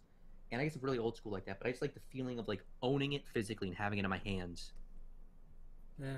I get that, but I also hate going to stores, so I just get everything digital I anyway. also don't like. fair enough. Having to talk to people. Ugh. Yeah. I also don't like having Oh. a lot of physical stuff in my house because I have a very small closet. Anyways, I've been the games I've been playing this week. I played through all of the first Splinter Cell game. I got all the Splinter Cell games Nice. for PC. Oh yeah, that's pretty. It holds up pretty well. I don't know. I played it like 3 years ago, I think I remember, I played and it like the the last mechanics, week, yeah, yeah. but like it's still pretty fun. And I mean, now that I think about it, it was kind of janky. It just shows its But- age. Like it's like the cutscenes are garbage. Like it Yep, makes no okay. sense. I don't know. I actually really enjoyed it because I had only played it like once, and I couldn't get past the training when I was younger. Yeah, And like I come back to it, I played it. I'm like, okay, let's do it for once, yeah. and I really did enjoy it. The basics are there. Like it has like the basic like stay in the shadows and just strangle people or shoot people, whatever. Stay in the shadows and strangle people. Yep. The best way to do it. That's a Tuesday for me. I kind of just like blasted through the game. I've heard like it gets really hard where you can't be spotted and stuff, and there's like that's kind of true at some points, but you for the most part you can shoot your way through this game. Yeah, if you need to. you don't care. I 100%ed it, and I remember I did do like those like the perfect run where like no kills, not getting spotted, Yeah. stuff like that. That was a pain in the ass. Yeah, it's a pain in the ass because sometimes like you'll be like maybe 30 minutes, like or 30 or 40 minutes past the starting point, and there's like someone Yeah. will find a guard from the first point, so you can't really fix that error in going forward. You have to like hide all the bodies. So what I ended up doing, I just like I get so bored of that too, like just picking up bodies from like 1,000 yards away and then hiding it in this like dark corner with everything else. You just have Yeah. a stack of bodies in one place because it's the only hiding place. Because that's where they don't walk, right? I always imagined that like like if you do that, like especially a game like Splinter Cell where you can do lethal and non-lethal, Yeah. where it's like you kill like a lot of people, put them all in one corner, and then you just put one guy, you knock him out cold, and then put him in the pile of bodies, and then he just wakes up to see the carnage in front of him. Like, hey guys, wake up! Oh shit! That would scar him for life. Jamie, do you know what you've gotten yourself into? I'm aware, and I'm 100% okay with it. Okay, Yeah, apparently she's also a serial killer. cool. Don't air that out. Oh, sorry. Yeah, the only other thing I have to say about it is that the PC controls are pretty bad for it. Like, there's no mapping for the controller, so I had to do it all with mouse and keyboard. And It's unacceptable. yeah, it's not bad. I mean, it is bad. It's terrible. Like switching around like your weapons and your items is just like so unintuitive, and but at least it has quick save, so that's the thing. I use that a lot. I always hear about bad console ports or whatever. I'm like, no, they're probably all fine. Whatever, just No. turn the settings up. You just overclock your GPU, you're good. And then I read into a really fucking bad PC port, and I'm like, oh, this is what they're talking about. Oh, Yeah. jeez, this hurts. Yeah, like this was around the era when no one really cared to make a good port for games for PC. The dark age. The Dark Ages. I still think about when I was recording Final Fantasy VIII for the story play, and I was playing it on PC because, like I said, it's easier to record on PC.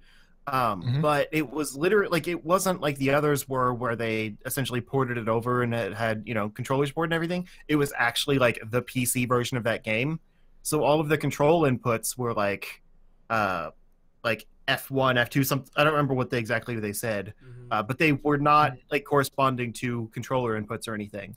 So when you're trying to do the train section, what you're seeing on screen is the actual the controller quote unquote input, but it doesn't correspond to your buttons. So it's you're trying to fast input these codes for the train sequence to do the thing. And I had like a little cheat sheet post-it that was like, F1 equals X, F2 equals circle, things like that on my controller. And it was the worst thing. I couldn't. I think I remember that I ran into something like that for the PC version of Final Fantasy VII. It was when you were doing that parade thing where you're pretending to be a soldier, and I'm on the keyboard trying to like, oh crap, like which one? What is it? I don't know. And then like there was like the thing at the end of that sequence where like they were like reporting on like the parade. I was like, that was garbage, and I'm like. That's why I originally played the game. I had the PC, like the 3-disc, like PC version of that game when it first came out. So I was kind of used to that one, but not 8. I originally played 8 on a PlayStation, and it was difficult to transition that. Yeah. Which is a shame, because I remember the train scene being like the best part of the game, and it was a nightmare to play. Yeah. So other than Splinter Cell, I finally got around to playing A Normal Lost Phone. I heard some good things about it. It's not really a game, but more of like a mystery thing that you just click around on. It's like when you boot it up, it pops up like a fake Android OS. And the whole point of the game is to figure out what's going on with Sam and what's happening on in his life. And so you just click around on things, you find out the Wi-Fi password, and then that opens up the emails. And then you try to find passwords for different things, and it tells the story of like a trans person. I think there's male going to female, or male realizing they're female, and it's kind of like it really opened my eyes to like that kind of like this aspect in life that I don't know anything about, and it's pretty cool. Like there's a part in the game where you get to a forum where everyone's like talking about it, just openly on an internet forum, and they show like different sides to it, like all types of forms in the LGBT community, which is pretty neat. But yeah, like if you're interested in like checking that out, it's a couple bucks. Like it might be a bit expensive for some people. I got what I wanted out of that, and I enjoyed it. But yeah, like I won't spoil a whole lot. Sounds like something I might want to check out. Actually, it's pretty neat. I think they have it on PC now, and it's like $1.20 Canadian, so maybe $1. Oh American. Wow! What was the game called again? A Normal Lost Phone. It started on mobile because it actually like it simulates a phone screen on your phone, so it's kind of meant to be played that way. It's also on Switch now. Yeah. Which would be weird to like have a phone screen simulated on your Switch, but yeah, it is available. Maybe they make it a touch screen. Yeah, it's pretty neat. I won't spoil a whole lot of it. There's some music in there. You can listen to it if you want. It's like indie music, soft indie music. Yeah, that's pretty cool. And then I played some Life is Strange Before the Storm, and I'm almost finished episode 3, and I don't know if the original Life is Strange had these problems, but it was like there's a lot of just audio getting cut off and like a lot of lip sync issues. I don't think the lip sync was definitely a problem if I remember correctly, but I don't remember like audio cut off. Yeah, so like a character would be talking a sentence, and all of a sudden like the last 3 or 4 words get cut off. So like I have to have the subtitles on. Yeah, no, I don't. Yeah, that wasn't so much a problem, but there were some pretty big glitches in Life is Strange. I think they rely a lot on the music, like the indie music stuff. Yeah. Because like it feels like every 30 minutes they're like I actually wrote down episode 3. There's like 3 like indie music scenes within 30 minutes of the game. I'm like, man, just I want to get to the dialogue stuff. I want to get to the choices. Like that's what I'm there for. Yeah. I'm not here for the music videos. And the audio, like the dialogue it's noticeably worse in this than the original Life is Strange. Especially in episode 2 and 3. There's some really bad stuff, but like I never played the first game, Life is Strange. I've watched a lot of people play it. And I like the characters in it. I like the relationships between them. And I still like that in this version. It's just it's not as good as the original, and you could tell like that there was a voice actor strike happening during this. Yeah. Oh yeah. I was gonna say that strike probably affected the the overall quality of the game in the end. There's like a lot of line reads that's just like it sounds so disjointed. Like they're just doing the line. They don't care about like the emotion going into it. Yeah, it's pretty bad. They were pretty limited in their options, I'm sure, of who was actually available to do it because of everyone was on strike. Mm-hmm. Yeah, they couldn't get anyone in the union. Yep. So yeah, you can really tell that it's not as good as the first Life is Strange, which is sad. But yeah. I'm almost finished episode 3. I'll probably finish it just because I feel like I'm right at the end there. And then also there's a bonus episode with Chloe and Max, like when Max leaves. And it's the actual voices back. Are they back? Because okay, cool. Yeah. That was a big deal. Oh, cool. Nice. I'll have to check that out then. It's probably going to be the best episode, the bonus episode. It's like, here you go. Like we knew we screwed up these 3, so here's something. So the original voice actors aren't in the first 3 episodes? No. Because I know Max isn't in it, right? Yeah, because there was like the voice actor strike, so then they like had to basically they couldn't get was there Ashley Birch? Yeah. And you know, like obviously like a really big name like she does Chloe. Yeah, and, like, how are they gonna do Chloe without Chloe? Exactly. They had a different actress do it, and she sounds similar, but it's just the delivery's not the same at all. Yeah. I mean, see, personally, I didn't like Chloe because like I love Life is Strange, but I also hate it because it's like it's really like angsty and bullshitty and like teenage drama stuff. But also it can get pretty serious and pretty deep at times too. Mm-hmm. Yeah. Well, I just love Ashley Birch. She's amazing. She's a great voice actress. But it's just like stuff. It's like I just didn't like Chloe, like at all. The character. Yeah, the character of Chloe. Yeah. I don't know. I mean, I can understand why because she's an angsty teen. Like, yeah. But she went through a lot. Of course. Recognize. I know, but the point is, it's like, don't be so annoying about it, Chloe. I like her journey. Yeah, she's got a good journey. Yeah. I think my favorite part is I don't want to spoil it, but I'll just say that like in I think episode 2 of the original, where her and Max are in the junkyard and then she does something. Mm-hmm. There's one scene where it's like she basically fucks something up, and it's hilarious to me. Yeah, there's you go to the junkyard quite a bit in this one. Like you actually fix up the truck, or well, I guess I shouldn't spoil stuff, but you fix up the truck that she drives. And, like, well, I mean, like it's to be like fair. that. Like, I mean, can we spoil it? Like, is it like past the spoilers because what came out like 2014? It's been out for a while, hasn't it? Yeah, and it's not like that big of a spoiler. You know what? I'll just say because it's my favorite part. Basically, she's fucking around with a gun, and she like ricochets a bullet on something, and then it shoots herself in the stomach. Ooh. And that's funny to you. Yeah, I was gonna say. Like, I know what you're talking about, but I don't find that funny.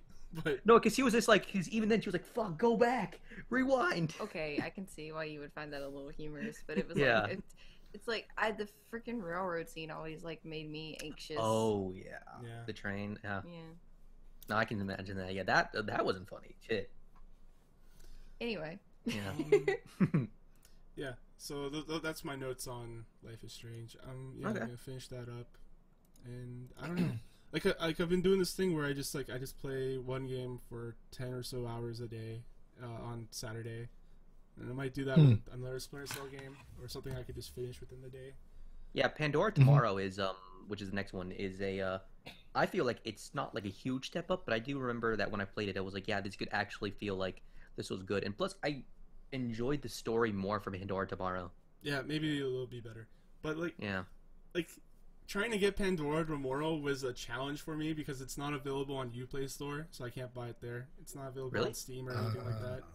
The only way I could have bought it was what I did was I hooked up my PS3 and went on the PS3 store, and that's the only place where it's selling for online. Really? Sucks. Huh. Yeah. I don't know why they excluded on the Uplay. Like, you figure they have all the other games there. Yeah. Maybe it was made by a different developer. There's some kind of weird licensing thing there. I don't know. It's weird. Maybe. No. Yeah, that's all the games I've been playing. So, Justin, where can the people find your stuff? I am at Zero Score all over the internet, Twitter, YouTube, Twitch, maybe. Yeah, wherever you see the name Zero Score, it's probably me. Got more Final Fantasy IX coming out again. Missed a week, sorry, but it's coming back with a vengeance. And there shouldn't be any more breaks. I've started editing Disc 2.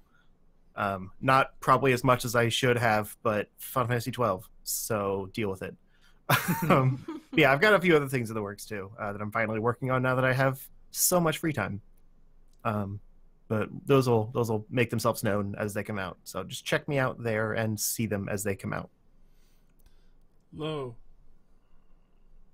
You guys can find me on Twitter at Near the Hero, N3R0, THEH3R0. You can also find me on YouTube, Near the Hero with all letters. I do cool shit occasionally. Check me out every so often, see if there's some new cool shit. And you guys can find me here every week with these fine gentlemen, the Charge Shot Boys. Because that's how we roll. Alejandro. Hey, Nailed it. that's good. Yes, okay, Yeah. good. I can find me on Twitter at LotusJK, LOTOSJK, and if you like the kind of particular brand of trash that I tweet out, you can check out my YouTube channel, which is linked in my Twitter bio. But it's nothing like my Twitter because I also haven't posted there recently. I got to get back into that, but it's been busy. Mm-hmm. But yeah, that's where you can find me and Jamie. Okay. I am on Twitter at JRule_, and it's J with an E, JEYRULE_. And I'm also on YouTube under JRule, and I haven't done anything in a little while, but I typically do, like, Zelda is my main thing I like to do, but I also do some stuff with, like, Hamilton and really random things. So, yeah, it's where you can find me.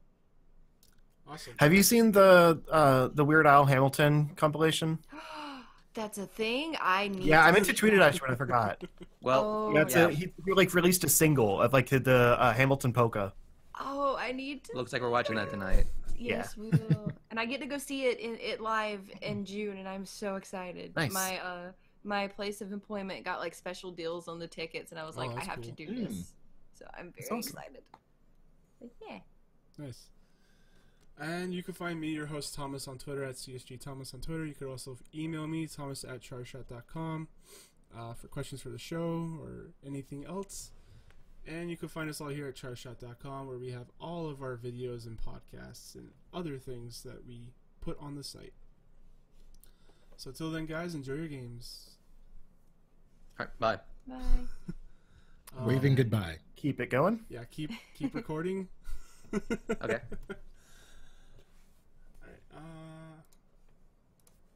Hello, everyone. Welcome to the Video Game Newsy News Show, hosted by your host Thomas and Justin.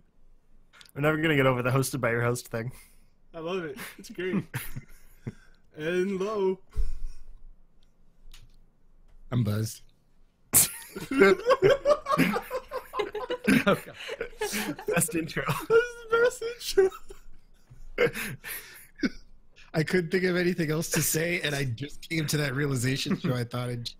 Show me the bottle. It was a better visual because he looked into his cup first, but yeah, it was pretty good. There's I'm the not sure bottle. where it started, but it was maybe like a little bit more. I don't know. I drink sometimes, and then I don't realize how much I do, and then I'm like, oh, it's too late now. There's no going I back. don't have any serious topics this week. Yeah, really. Right? We're joined by two guest hosts. First we have Alejandro. Yes, hello. I am sober. Great. Boo. How about Jamie? Hi. I am also sober, but I wouldn't mind some alcohol. Work on that. Yeah. I can try to like push it through my screen to you, but I don't know if that'll work. I do. I can only do enjoy that once a whiskey, day. so I appreciate. Nice. You like any brand of whiskey in particular? I like Jameson. It was the most recent thing I had. Because of Jamie? No, actually, it just was really good. But I can say that from now on. And I used to like Fireball until some instance where it made me sick. So now I'm kind of not on that kick anymore. But yeah, Jameson's pretty good. Fireball's rough, to be fair. It is. Yeah, That stuff It is is. like jet fuel going through Yeah, you. you recorded a video of you drinking that too. I did. That's when I got sick. Yes. Yeah. That's why I can't do gin. Because my first drinking experience ever was like shots of gin, and it was not good. Ooh. Yeah. My stomach is turning just listening to all this. Yeah. Yeah. How about that news? How about that stomach turning news? I was Yeah, gonna stomach-turning ask news. you guys if you wanted to start with the Nintendo Direct, but do you guys want to start there, or you want to start with the video game meeting with the President Trump? Ugh. Ooh. I don't even want to talk I'd about rather- that, honestly. Yeah, and plus there isn't really anything to say yet. 'Cause Yeah, pretty I don't much, think like, anything- The news that came out of that was that the attendees basically said like nothing got accomplished. Yeah. Yeah, so there That you go. sounds. It was a distraction. That's Accurate. all it was. Yeah. He did it behind closed doors. It was like a pre-screened video that was shown essentially. Like it was a nothing meeting. Sounds like the last job I used to work at. They would just hold meetings just to say they had a meeting, and nothing get accomplished in the meeting. And then they're like, "Hey, that was a good meeting." I'm like, "Was it?" Yeah, where I work I now, we were hate supposed to those have meetings. meetings every Monday morning, and then like nothing happened, Why? so we just like gave up. We were just like, whatever. Like, Mm, there's mhm. no point. Have a to this meeting if you need to have a meeting. If it's going to accomplish something, sure, have the damn meeting. Yeah. Otherwise, don't waste my time. I got stuff to do. But isn't that like the usual for our president? Hey, politics, what's up? Yeah. Hey, they're getting in our games. We have to talk about them. Of course. So stay out of No, our we don't. games. We won't talk about politics. Yeah. We I mean, don't nothing came encroach from on it, like- politics. This was a Yeah, no, it's bullshit. It's yeah. So yeah, you guys want to start off with a banger with Nintendo Direct? Sure. You had me at Yeah. banger. And it was a banger. I really enjoyed the Nintendo Direct for the most part. I was really excited to see some of the stuff that they were, porting over. Yes, it was a lot of ports and remakes, but I feel like there was stuff that was old enough and relevant enough that people haven't played that I think that it was a good thing that they were bringing stuff over. Like, obviously, like Luigi's Mansion on 3DS. That alone was like, I haven't played that game since like 2002. I'm ready to play it again. Mm. See, that's actually one of them that upset me. Like, we can go over the whole list, but that's actually one of them that upset me because, like we mentioned in the main show this week, or Will mentioned, I guess this comes out first. Spoilers. Time. The 3DS has terrible resolution, and so they're essentially like down-resing a GameCube game to the 3DS when they could actually do like an HD remake of it on Switch. Oh, I see. Yeah. That is. Mm. Like Yeah. this is a port in the laziest sense of the word. It's like a reverse port. Yeah. I mean, And so I'm I glad the think game's that's getting fair. out again because it's great, but like, why put it on the 3DS? Hmm. It seems weird. I A think lot of because games the I'm like, install okay, I base- get it. It was already being made on the 3DS, whatever. This is one where it's like, this game was made on the GameCube. Up-res it, not just port it over and have it look like trash on that screen. Right. Well, I think maybe, like, I guess this is like my interpretation of it, is that they probably have been in the works for remaking this for a while now, and they probably didn't expect the Switch to be as big of a success as it has been, considering, like the recent failures of the Wii U. So they're probably like, well, they have the big install base on the 3DS, and it's still a really good, sizable install base. And just that the Switch now, it just gained so much momentum in the year it's been out that it's astonishing, like, how big the install base has become, like how actually, good it is. Yeah, but counter argument, a lot of the games that have been, coming to Switch right now are ports of other games from the past that didn't do terribly well or they want, a second chance for. Right. So Luigi's Mansion is another one of those games that seems like it would fit on the Switch. because it's Yeah. along the same line. So yeah, it's a GameCube, not Wii U. But it's still like if they're wanting to put something out that wouldn't be a lot of effort, and if it wasn't successful, could help it be more popular. You do Luigi's Mansion. They put it on Right. 3DS because they just want some Swan songs to fill out the library, and this was an easy port over. It's nothing but lazy, just like the Mario and Luigi Bowser's Inside Story, which I do find it funny they skipped Partners in Time. Yeah, I was mentioning that to Jamie too, and I was saying, I'm like, oh, like I'm really excited because I loved Bowser's Inside Story, and yeah, they're doing the 3D remake of it, and it would have been nice on Switch, but I guess like it's also was made in mind of dual screen too. So Well, yeah, you couldn't do that on the Switch, but also Yeah. like they're getting as much mileage as they can out of the engine they made for Mario and Luigi Dream Team, I think it was. Yeah, they did Dream Team, and then they did Paper Jam, and then they did remade Superstar Saga, and now that. So yeah, they've really gone through. And I get that, and this is probably the same way where they just basically ported it into the Dark Moon engine, but it just feels like they should have up-resed it to the Switch. There's no reason to port a game when you're just going to downgrade it. So this isn't coming to the Switch at all, Luigi's Mansion? No. Oh, Yeah. missed But opportunity. I could probably get it to emulate and look really good, so there's I'm that. sure you could, yeah. That 2K. But yeah, then moving on. Let's just stay in the 3DS area, I guess. There's a sequel to Dylan's Rolling Western coming, which is actually pretty cool. I like Dylan's Rolling Western a lot, but it was also like a 3DS launch title, and they're putting this out at the end of its life, so it's going to get just like completely ignored, which is a shame. It also Dylan has was like ignored usually, wasn't he? Like, I didn't hear much hype about it because I haven't played it yet, but I remember I got the first I think I got it with like the Club Nintendo, not Club Nintendo, I'm sorry, My Nintendo points. And I haven't booted it up yet, but like it's a lot of fun. Yeah, no, and that's why I got it because I had seen some videos and I'd looked at some reviews of it. I'm like, this looks like something I would enjoy, but I don't hear much about it generally. People are talking about like good indies on the 3DS. Actually, I think there was a sequel to Dylan's Rolling Western There already. was. This is the third one. Yeah, I never played the sequel then. Yeah, it's not a terribly popular series, but it's just surprising they're putting out another one at the end of its life, because this is kind of where it's just like, here's the swan songs that the avid fans will buy and no one else will care about. So it's like putting out a niche title right now just seems like a waste of money. But it does have creepy like animal Miis that you can bring in to play with, and that was kind of haunting. But that's fine, I guess. But I want to see like Dylan become a bigger thing. Like put him in Smash, get his name out there, and then put out like a proper game like on Switch or something.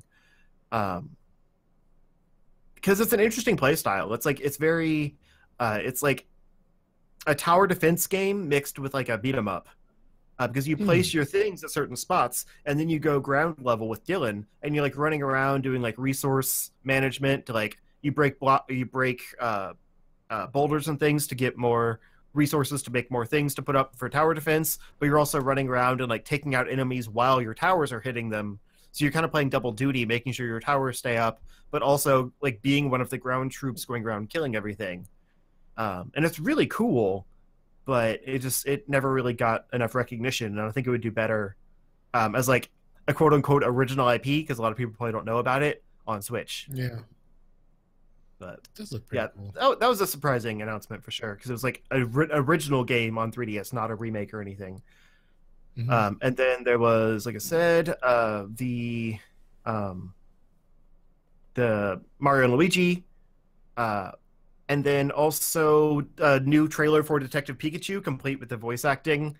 I don't know what to think about that game. It looks real weird. It has a cute style. Like there was a joke in there where like Detective Pikachu does a quick attack and just like barely runs a few feet, and he's like, "Oh, did I do it?" And like that was actually Yeah, I really saw funny that. to me. I But was like, yeah, there's I no don't know what Danny that DeVito game here. is. Yeah, So- We need the Danny. I know, but like the movie's supposed to be Ryan Reynolds. I don't think this game is voiced by Ryan Reynolds. No. That didn't sound like him anyway. Hmm. So that was kind of strange. But yeah, that's like probably the last like big Nintendo game coming to 3DS, I would assume. But yeah, they officially announced a game into 2019. I think it was the Luigi's Mansion remake, actually, in 2019. So I don't know what they're thinking with the 3DS, but it's not going anywhere apparently. And then to kind of transition into the Switch, there's a port of Captain Toad Treasure Tracker coming to both Switch and 3DS, which is an interesting choice, but more what they should be doing. Put a lot of these games out on both so that everyone can play it. But it's interesting they don't call it Deluxe or anything. It's literally just Captain Toad Treasure Tracker. Because it's getting new levels from Super Mario Odyssey, and like there's clearly new content in there. You can do like a kind of a limited co-op thing where like one person controls Toad and the other like shoots turnips and stuff at the enemies as you go, using the two Joy-Con. So like they put new stuff in here, but I guess they're just pretending that this is the game. Like it didn't come out on Wii U. This is a new release. But I don't know. I'm excited because I freaking love Captain Toad. It was like one of the best like Wii U launch around the time of launch titles. So if this means we get a new one, great. And then they showed off a new Dark Souls trailer with an amiibo, a Praise the Sun amiibo or Solaire, whatever his name is. That is a thing, sure. Some people were really excited. I just thought it was a stupid little gimmick thing. But hey, you can have the Praise the Sun on your shelf, whatever. And then a whole slew of other ports. Okami HD is coming, which is great. South Park, they're fractured but whole. They specifically spaced out those words when they announced it, which was pretty funny. And it was like the tamest I've ever seen that game in trailer form. Like they barely let them speak in the trailer because they're like, okay, we're just going to talk over this and show you footage. Yeah, it honestly but hey, it's coming. Bringing it to the Switch, you know? Yeah, exactly. So I mean, it's great that they are. Yeah, and I wonder if it's going to include the original as well, like the others did, as a digital download. That is true. Oh, we'll see. Yeah, and then they didn't say it, but I would assume. Yeah, download the Switch is like trashy memory. I put a micro SD card in mine, so I'm fine. Oh yeah. Plus, friggin' Mario Odyssey takes like 8 gigs or something. Like they're super optimized. Yeah. And then the biggest port surprise for me was the Crash Remastered trilogy. Yes. Because like yes, that game is coming to all systems on the same date. Like obviously it got the announcement on Switch, but it's coming to all consoles. It's not like a huge deal for Switch. But it's just like the fact that that's like those 3 games, like Crash has had a history with Nintendo. There was a bunch of GBA games that were like original games in the Crash series, and stuff like that. And I think some of like the offshoot, like the party games were on PS2 and GameCube, I want to say. But like those first 3 games were Sony exclusives. And like Crash was like the Sony mascot for a while. And now like, you know, Crash was part of a Nintendo Direct. Like that's absurd. Yeah, it's crazy. I was like pretty much just like a Florida when I first saw it. And I'm like how does that even work? It's a really big name from, you know, like the PS1 era, basically like switching to like everything. I mean, which is great, you know, for the accessibility, but like it's just like I was like really shocked. Yeah, I might finally get them. Because I mean, I'm a passive enjoyer of Crash, but I don't know. Those first 3 games are pretty hard. But on Switch, you know, you can just replay or you take it with you.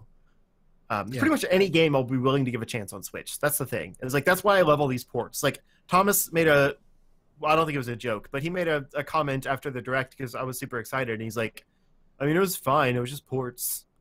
But like to me, that means something because it's all these games that I probably wouldn't have tried otherwise. But on the Switch, why not? I'll check them out.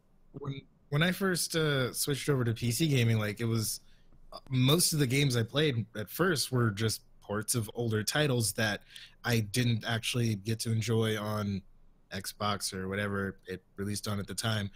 Granted, some of those ports were great, but we're in a time now in gaming where ports are a lot more efficient and a lot better optimized because they kind of have to be. Because I mean, if you want to sell your game, obviously port it better.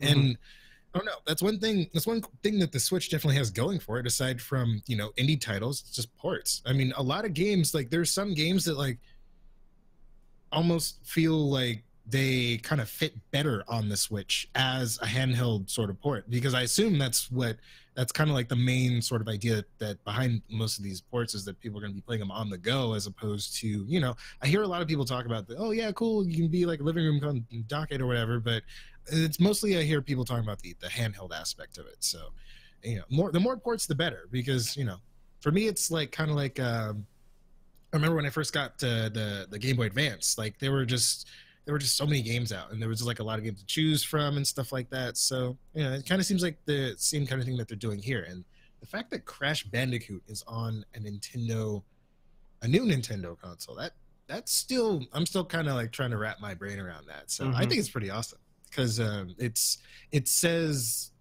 to me, it says that the Switch is getting attention from more and more people the longer it's out, because it, you know, just the more I see it from it, the better of an idea it seems like it is. So, yeah.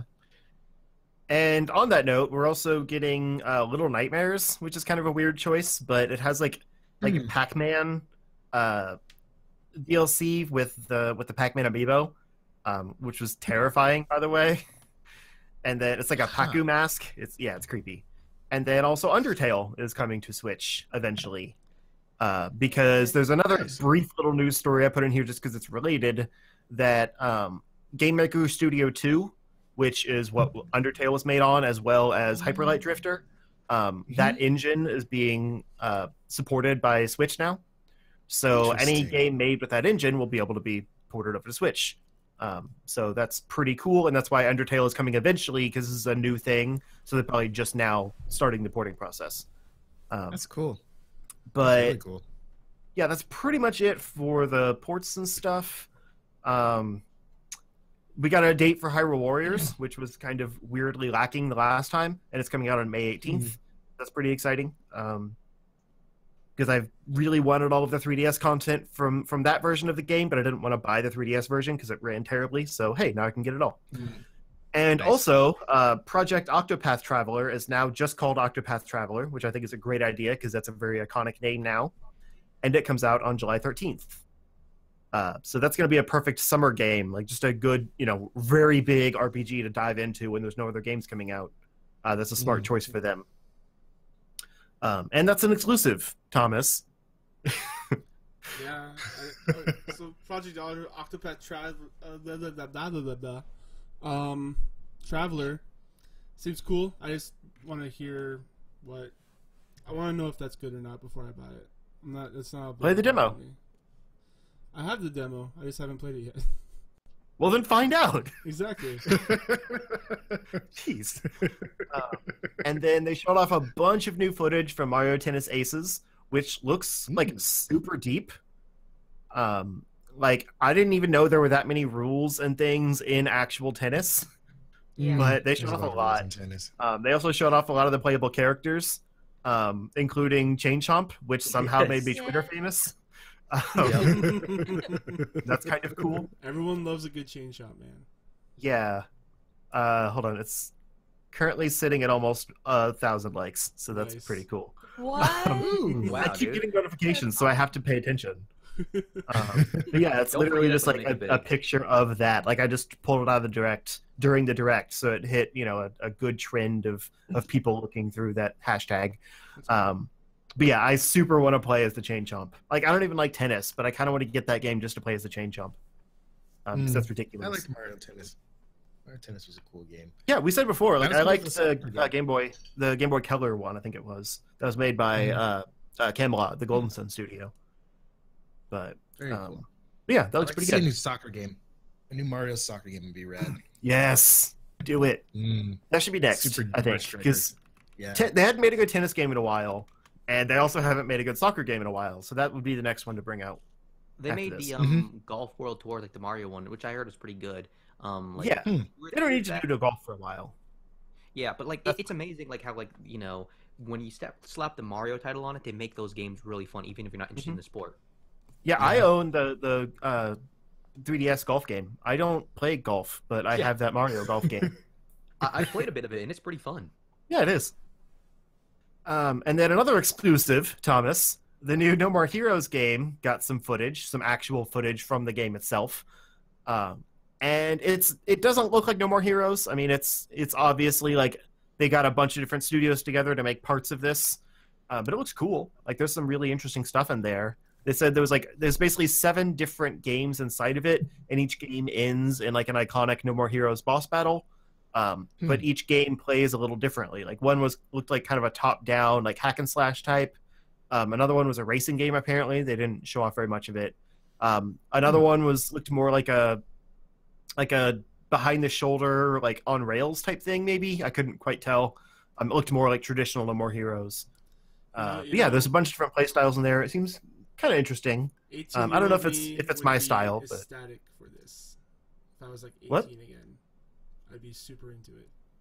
Oh yeah, yeah. I remember watching my friend play like the old, like No More Heroes and No More Heroes 2. Like, yeah, when we were probably 18 or 18 to 20. I don't know, the Wii era. Mm-hmm. And it seemed cool, but it just wasn't my thing. I didn't like the waggle fighting stuff. Yeah.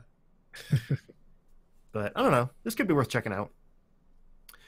And then we got some Splatoon 2 updates. There's a bunch of stuff coming to like the 3.0 version with new costumes and crap like that. No one really cares. Rank X, which I guess for people that have like maxed out the rank, it's a new like hardcore rank that you can get to. And then the only time that Splatoon 2 has actually seemed interesting to me was the first paid DLC they showed off, which is the Octo expansion. And it's a whole new like single player story mode with where you play as an Octoling character. And when you beat that story mode, which actually looked really good, like better than just the generic regular single player story mode, you unlock the ability to play as an Octoling in the regular game. Like customize your character to be an Octoling instead. Interesting. So I'm still not going to get Splatoon 2 unless someone buys it for me. Because one of my friends asked me if I'd play Splatoon 2 with him if he got it. And I was like, I mean, yeah, if I didn't have to pay for it, I'd play it with you. But I don't know if he's going to or not. He just bought a house, so probably not. But yeah, this mode actually looks like legitimately interesting. And it looks a little more varied as far as the gameplay is concerned than the regular single player stuff. That's basically just like a tutorial of how to play the game. And I think that's pretty much it, right, guys? There's really no other announcements came out of the Direct. Huh? You're forgetting about Sushi Striker. Oh yeah, Sushi Striker. That was, of course, the one thing I forgot. Sushi Striker. Exactly. We're just gonna keep this bit going.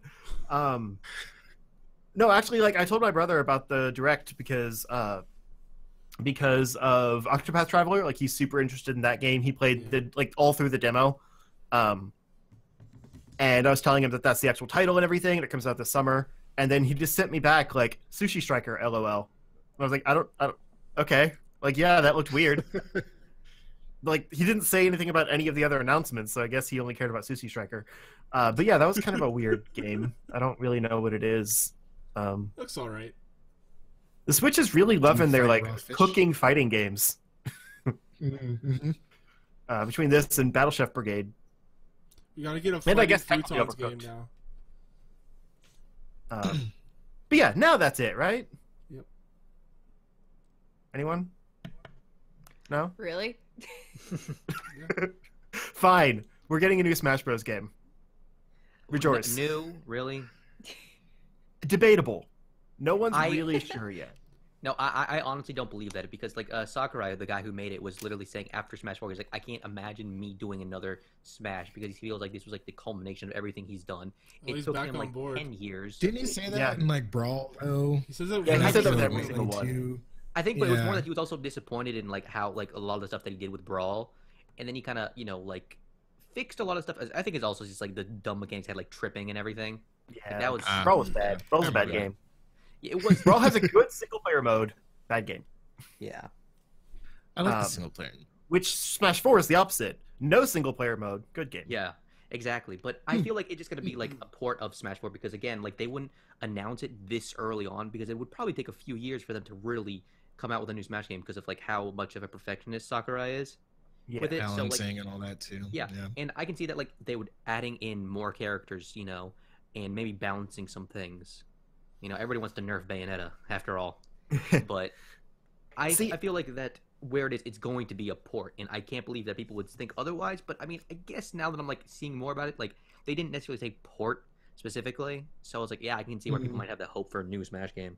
Well, the reason a lot of people are thinking it's new is because, for one, we didn't get a title. Yeah. You'd think they would have called it like Super Smash Bros. For Switch if it was, if it was a port, because that's the naming convention they've been using for Wii U and 3DS. And the fact that it was just, Super Smash Bros. Like that was the title seemed like it was a working title. And Right. also the final screen that says 2018 has at the bottom corner it says original game and then copyright Nintendo / HAL Laboratory. Namco made Smash 4, not HAL. HAL made like the original Smash Bros. And like those. Ooh.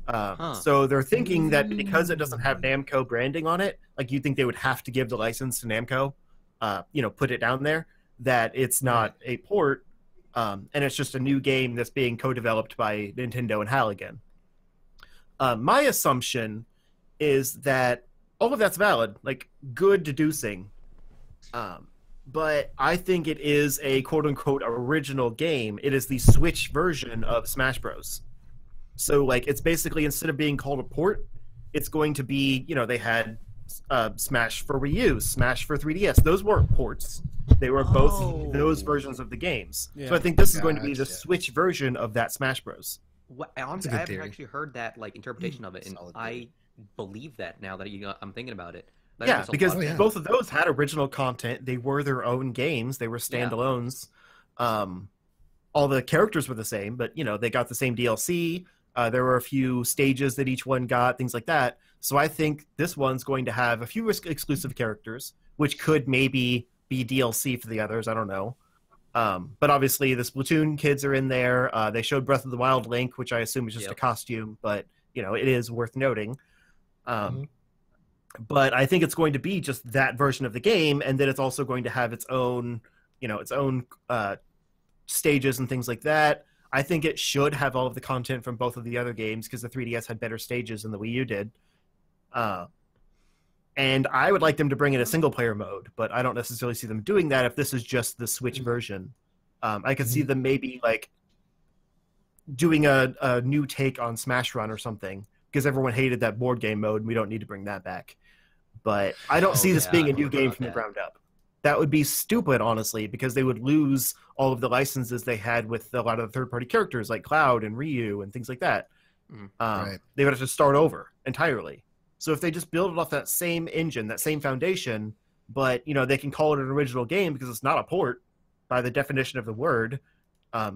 It is a game with multiple versions already. So this is just another version. Then it works, I think. But the part that, where it just says Nintendo and HAL Laboratories is a little confusing. Because even if Namco isn't working on this version, they still built the foundation that the game was based on, so you'd think they would have to put that in there. I thought Namco's only involvement was because they had to add Namco on it because obviously they used Pac-Man. No, Namco Bandai did a lot of like the balancing of the characters and like the fighting mechanics and things like that. That's why it's a tighter competitive fighter than Brawl was. Right. But their collaboration with it allowed them to use Pac-Man.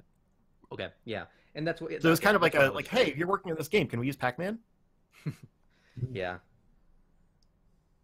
So yeah, I'm not entirely sure, but I also don't think they would announce it this late because it's got to be coming out holiday. I don't think they would announce it this late if it was an entirely new game because they love their build-up. Every Direct has a new character announcement in it. Or like look with Brawl, they had like over a year of like weekly updates to the Brawl site with like, new items and stages and character reveals and things like that, all on that like whatever that Brawl site was called, I don't remember. And then with Smash 4, it was like again like a year's worth of at the end of Direct there'd be a character announcement and things like that. Like E3 was all about, like a bunch of new characters and stuff. So I still see them doing that, like unveiling the game in full with gameplay and everything at E3. But that really being like the main thing where they explain what it is. And that it's just an expansion on the existing game, hailed as the like definitive Smash 4 Switch. And have this be the foundation they build on through the lifetime of Switch. So it would essentially be like everything that was in the old games is in this one with a few new things, and then like DLC in the future will only be for this version. Kind of like a games for service type thing. and it come out around the time of the paid subscription service so that they can kind of hail it as, hey, this is what you're paying for, essentially. Actually, that makes a lot of sense. That's got to be what it is. If it's a new game, it would have had to have been in development for multiple years before now. And like you said, they weren't really sure if the Switch was going to be a success, so they weren't putting all the chips in that table. So I don't see them putting all of the effort into a new Smash game, like probably, it would have had to start like 2016 or so, like around the time the Wii U was rounding down. That's a lot of resources to put behind something that they're not quite sure about. Yeah. I mean, look at Zelda. That was a Wii U Switch, hybrid game.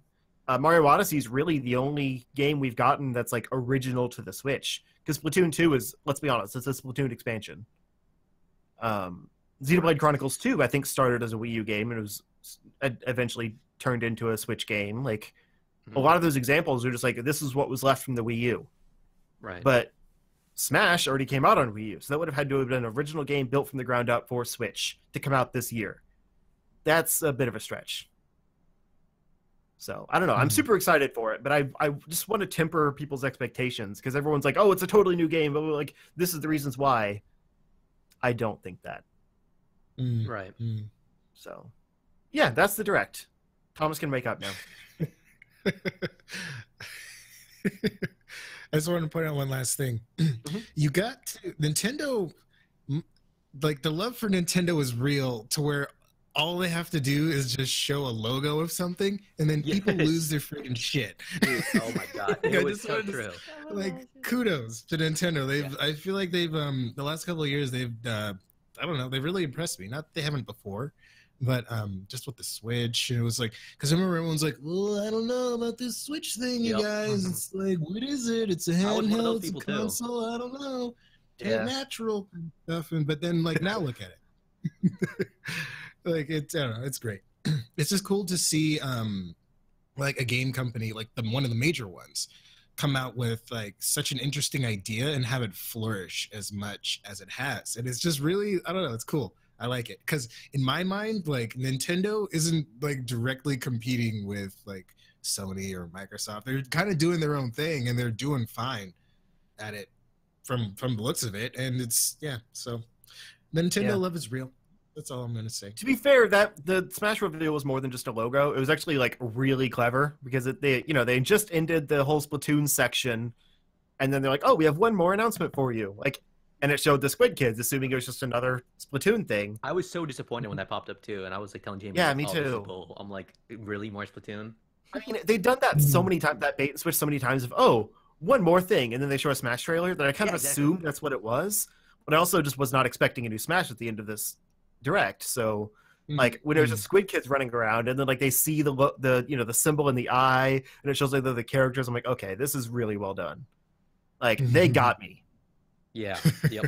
Like the Metroid Prime 4, that was everyone freaking out just over a logo, but also I get it, it's Metroid Prime 4. This was a little more than that. I like they have a, I don't know. They did it like they have this kind of like style and flair to it though, and it's just whoever is like heading their marketing department. Good job, whoever you are or whatever group of people you are out there. I'm assuming it's a team, because So good job, guys. Good job. That's all I gotta say. This means a lot too. This means a lot too because I'm a Sega kid, like through and through. At this point, like my love for Sega is out of obligation, probably more than anything else. Right. But someone has to. I've always had a healthy appreciation for Nintendo and all the cool stuff they've done for the industry. So just wanted to say that. Yeah. Hey, boss, you still there? You awake? Hey, there he is. Hey. He got his nap after all. Look at that. Yes. Nothing like talking about Nintendo Direct. Knock him right out. Yeah. Sorry, I just don't care about Smash all that much. But blasphemy. Yeah. What I liked about that was all the memes that came out of that. The eye with the of course. It's pretty great. Yeah. There's a lot of wrestling memes for that, and I enjoy that quite a bit. Yeah, that was fun. I also see a lot of fan art already of the Chain Chomp with the tennis racket in his mouth, and that makes me happy. That's pretty cute. Yeah. Have you seen the memes with like Waluigi in the new tennis game? Just like how like hot he looks and all that. Yes, his fabulous hair coif. Yeah, and then like with the rose in his mouth and everything. Yeah. Wah, wah, wah.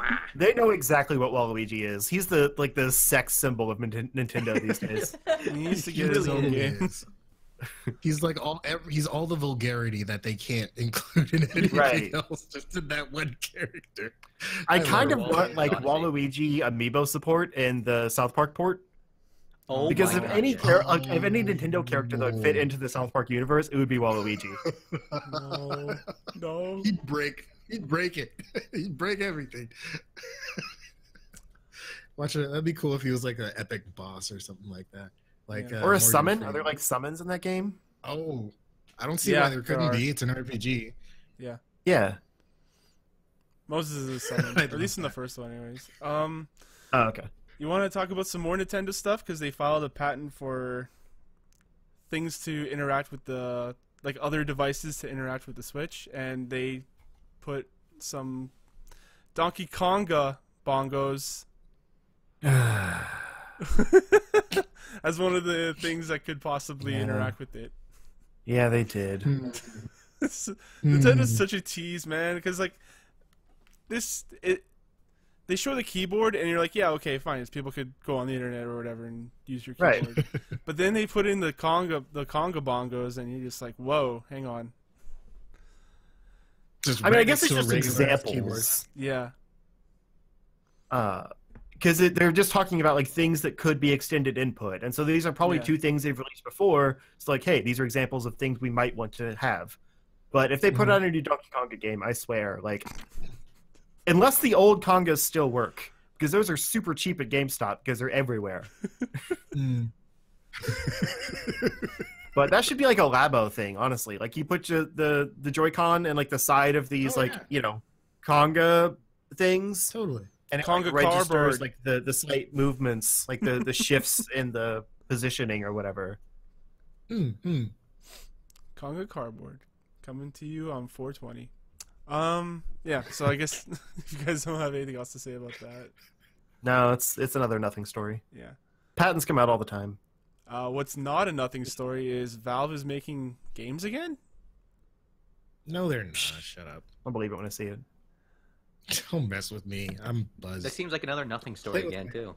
Well, no, they actually so they had like a whole live stream where they were talking about, I think it's called not Annihilation, it's called something Artifact. Yeah, they and do that's- have a game coming out, but it's like a card game. Yeah, it's a card game for Dota 2, but then they also talked about how Womp. they kind of want to get back into making video games. They're jealous of companies like Nintendo that could do both hardware and software.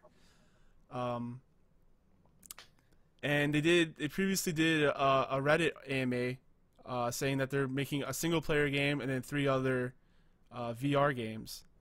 So they're kind of like talking about making video games again, which is kind of crazy. Let me know when they actually are talking about making video games again, not just kinda. Yeah, 'Cause exactly. I don't care. I mean, it's like, hey, maybe we're making a game. Yeah, okay. No, they're cool. saying Yeah. they're making They're games. Like, playing to make one. what are you talking Playing a about? I don't believe that. They're lying. Lies. I don't believe it at all. I don't believe it. I mean, don't they know. already something released Half-Life 3 and Final Fantasy 15, so Yeah, dude. That was the official release of Half-Life 3, didn't you know? yeah. That's where not Morgan, Gordon Freeman goes next. Morgan Freeman, yeah. Yeah. Morgan Freeman, yeah. I Mhm. totally said Morgan Freeman instead of Gordon Freeman. How Mhm. come there's not a mod out yet to replace Gordon Freeman with Morgan Freeman? That should be. There's I gotta be. guarantee there That has is. to be. Yeah. It has to be a thing. I'm sure. I probably just haven't looked hard enough.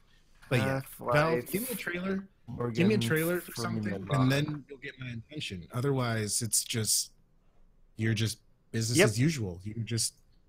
Oh, it's a thing. Okay, sweet. Oh yeah. I know what I'm downloading this weekend.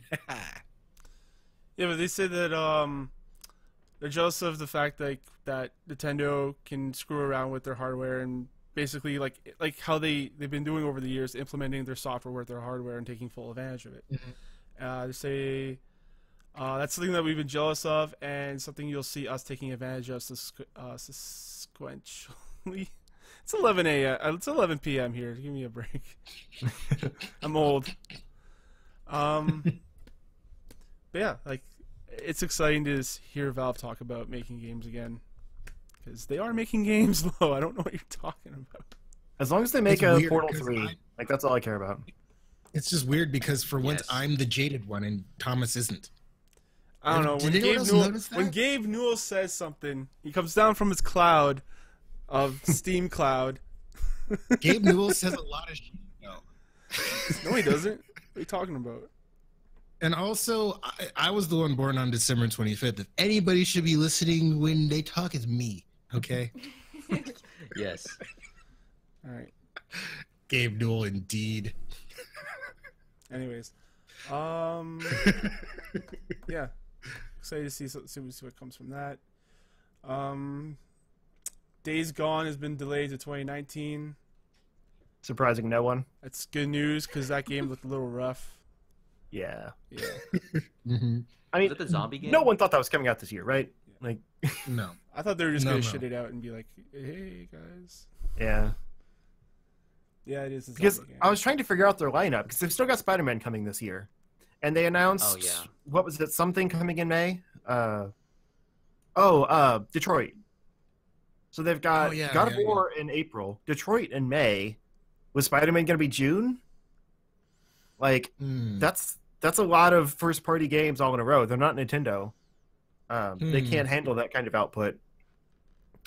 So like everyone thought, oh well, if we're getting Days Gone in 2018, also like is that going to be June and then Spider-Man in the fall? But like it sounds like Spider-Man's almost done because they're in the testing phase, and so yeah, it was just like there's too many first-party games coming out this year, I think. So it might do better like spring 2019, like kind of be that like January or February game that people would have slept on if it came out in the holidays. Mm-hmm. But then we're probably also getting The Last of Us Part 2 next year. So then are those games too similar to come out in the same year? And I don't know. That game looks like garbage anyway. Wow. Speaking of other Sounds like a season. zombie games that might be garbage, H1Z1 is going free to play. What? Wait, it wasn't already? That No, game's still around? yeah. So they've had a very Huh. historical development cycle for this game. Historic. They changed names a bunch of different times, but they finally settled on H1Z1. But yeah, it's coming out free to play. It came out at early access for $20. I guess they're doing refunds for it since it came out That's as free to play so soon. But it might be worth checking out because they put in a new game mode called Auto Royale. I don't know if you guys seen this or not, but it's basically the battle royale style, but with like Twisted Metal style car combat. So there's 4 people in a car, one's a driver, and the 3 others are shooters. You go around, pick up guns, Interesting. shoot at cars. Interesting. Seems pretty That cool. sounds kind of cool. Yeah. Like that GTA like Yeah, Battle Royale. I never style got thing. into that, so yeah. I never Oh, saw yeah. a mission when we were playing. We should play GTA It was 5 so again. buggy. Yeah, It was just so buggy. We couldn't like actually play a game. Yeah, right. but yeah. There you go. Might be worth checking out. Of course, it's got all the trappings of free-to-play games, but it's free. Right. H to the Izzy.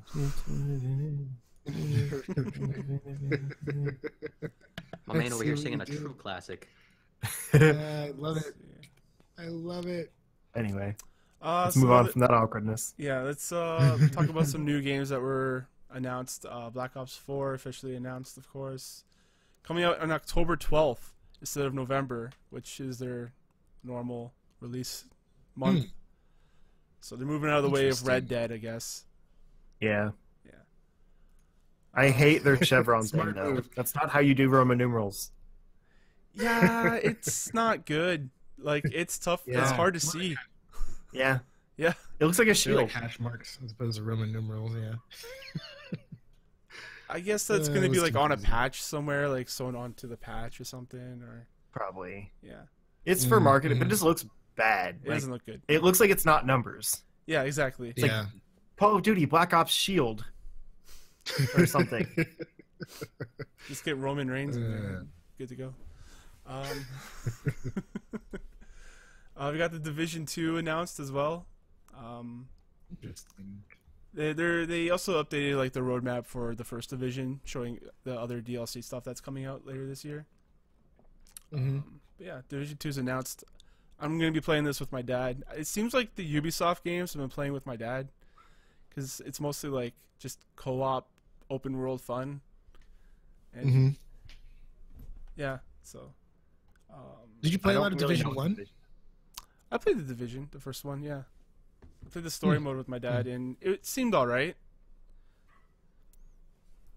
That's pretty much Like it was okay. It's not mind blowing. I heard they like improved it with all the DLC and like all the stuff they've done to it afterwards. But it played like a Destiny, like, you know. Yeah. Oh, I don't know if I'm ready to talk about this. Yeah, you are. Do it. Now you are. So the world of VR is advancing ever so forth. Is advancing the right word? Advancing, huh? How so? What do you mean? So there's VR sex devices that are continuing to go forth. Nice. Oh, there's more. There's more of them now. Nice. There's a new device called the V1. It claims to be fully automatic VR self-pleasuring device. The V1 is hands-free. Ooh. Very important Yep. in your sex toy. Huh. Yep. Yeah. Like, of course, it's the porn industry that advances everything, right? Yeah, of course. Yeah. Yeah. With sex lies innovation, my friend. It looks like it's just like a blood pressure tester. It does, but doesn't it? vertical. Yeah. And that makes me uncomfortable. All the blood pressure. All of the blood pressure. There's a video that you can go check out on YouTube, apparently. This is allowed on YouTube. Checking. Checking. I mean, it's not like... It's just the motions. Yeah. Oh, it is on his crotch, though. Hmm. He's wearing pants, but it's... very I don't know suggestive. why I clicked on this. I don't This know why I is very clicked not on- gentle. This does not look gentle at all. This is No. the slowly setting I'm watching right now. Are you okay. All right. Okay, there's all this talk about like fully automatic guns and the media right now, but this thing is called a fully automatic masturbator, and that should be outlawed too. It's only available in Japan. Don't take It's away not our allowed in the masturbating US. devices. Do they even Where talk did they about like stand on that? cleanup or any like the logistics, like the important like logistics, like after the Well, fact? No, maybe not. The problem is I don't it's know. literally just a holster. Like it is that like that brace that goes on your arm, and then you like put a Yeah. flashlight or something in it. Holy crap! So like it doesn't This do thing- anything itself. I hope this is like an early like beta version because I like that they use like an anime waifu like type of girl. Yeah, for that's the- not good graphics. No, it looks like a PS2 game. There's like with like super good actual aliasing. VR porn. Why not use that? Right. This is like I don't know. sexy Mr. Mosquito. I remember that game. That game was so What? weird. You never played Mr. Mosquito? I don't. Such a weird game. You play as Mosquito and you go around sucking blood from ladies. Oh, I think I've seen video of it. Yeah, yeah. And like a weird games from Japan type thing. Yeah. Anyways, good old fun news story in the middle of all this. I love you, Japan. I love you, Japan. But at the same time, what the hell, dude? I mean, Dude, I say that Wow. all the time. Japan, what the fuck?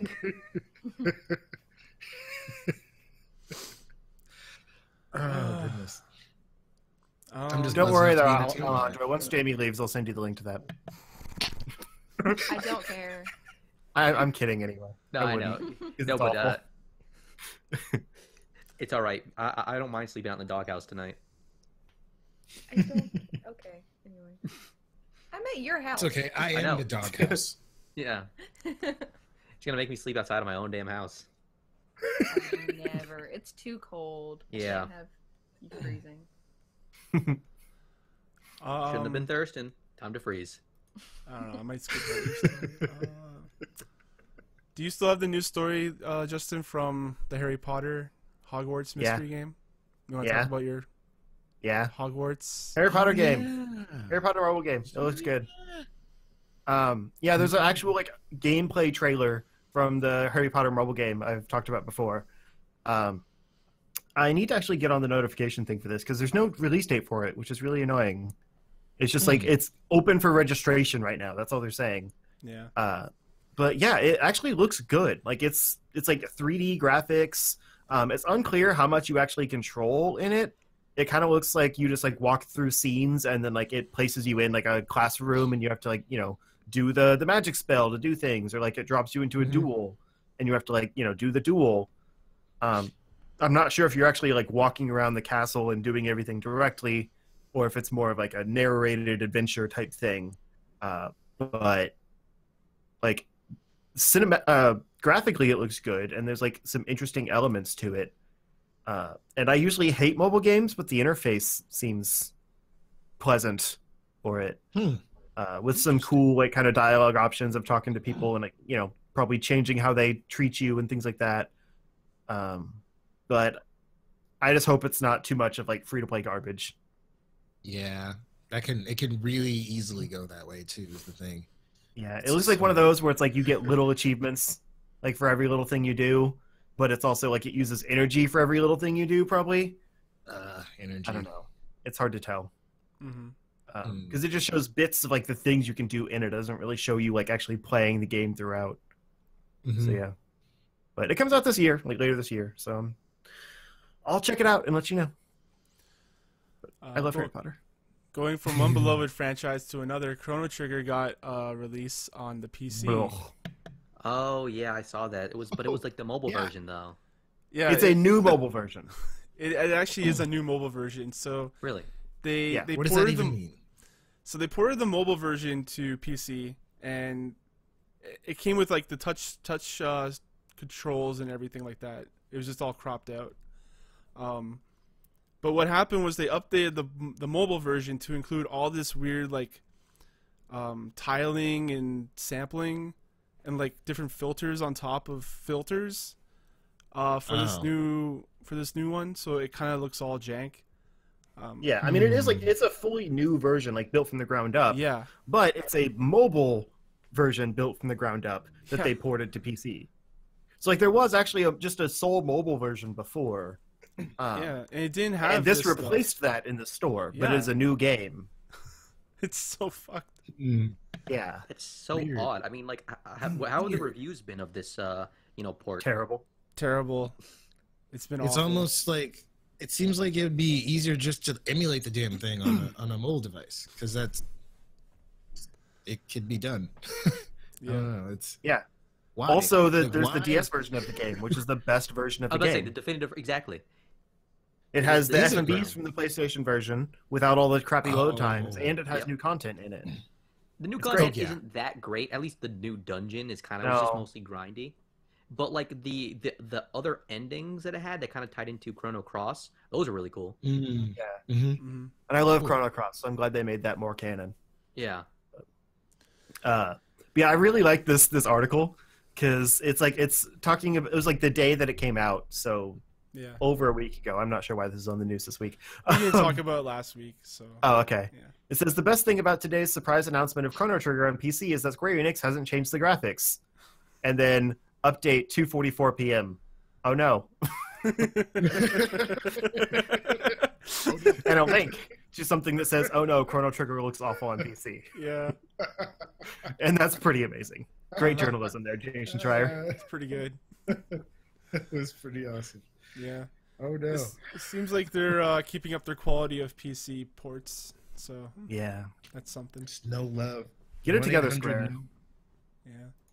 Like all of their games have terrible mobile ports, and they actually don't. They're not terrible on mobile, but they don't make a new version of them on PC. So you're just getting terrible mobile ports on PC. Yeah. It's a shame, especially when they have great ports of things like Final Fantasy IX that are built from the ground up. Mm-hmm. And the last news story for today is that PlayStation Plus is dropping PS3 and Vita games in 2019. I think it's a good Nice. choice as long as they focus on what they've been given. Because I mean, we got Bloodborne and Ratchet and Clank this month. That's excellent. Yeah. If they focus on quality like that, and if I would be okay with them ditching PS3 and Vita. Yeah, I mean it's way past time. The PS3 came out in what, like 2006? So that's 13 years of well, I don't know when PlayStation Plus started. I think it was like 2008 or something. But still, like over 10 years of coverage of that system. Like there's probably not a lot of games left to put in it even. Vita's dead, so, you know. Is RIP it Vita. though? Yeah. Is it dead? Well, it's dead over here. Well, I was They gonna say, it released the depends how game many last Japanese year games for the you wanna Vita. play. Fair, but it's all ports of random indie games and stuff. Yeah. But I mean, the few people on Vita Island are trying to keep it alive, but they'll be dead soon too. There's not a lot of food on Vita Island. There can only be one. Yeah, Only one chicken dinner for the. they're actually just keep playing a advocating. ported game of PUBG over on Vita Island. I keep advocating would for pour one out. PS3 because it's my most updated PlayStation console. That's all I Nice. have. I don't have a PS4 yet, so I'm like, makes me kind of sad, but I understand it. I Yeah. just need to get with the times and get. Yeah, I new mean, there's consoles. still there's so much great content on there though, and you're not losing it on PS3. Plus, there's still over a year. You can have a PS4 in a year.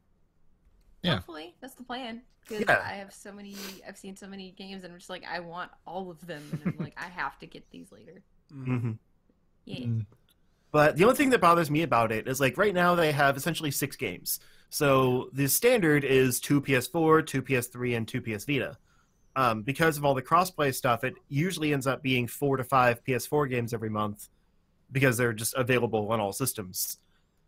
With this new system, with this new way that they're doing PS Plus after next March, it's just going to be 2 PS4 games a month. That's all you're getting.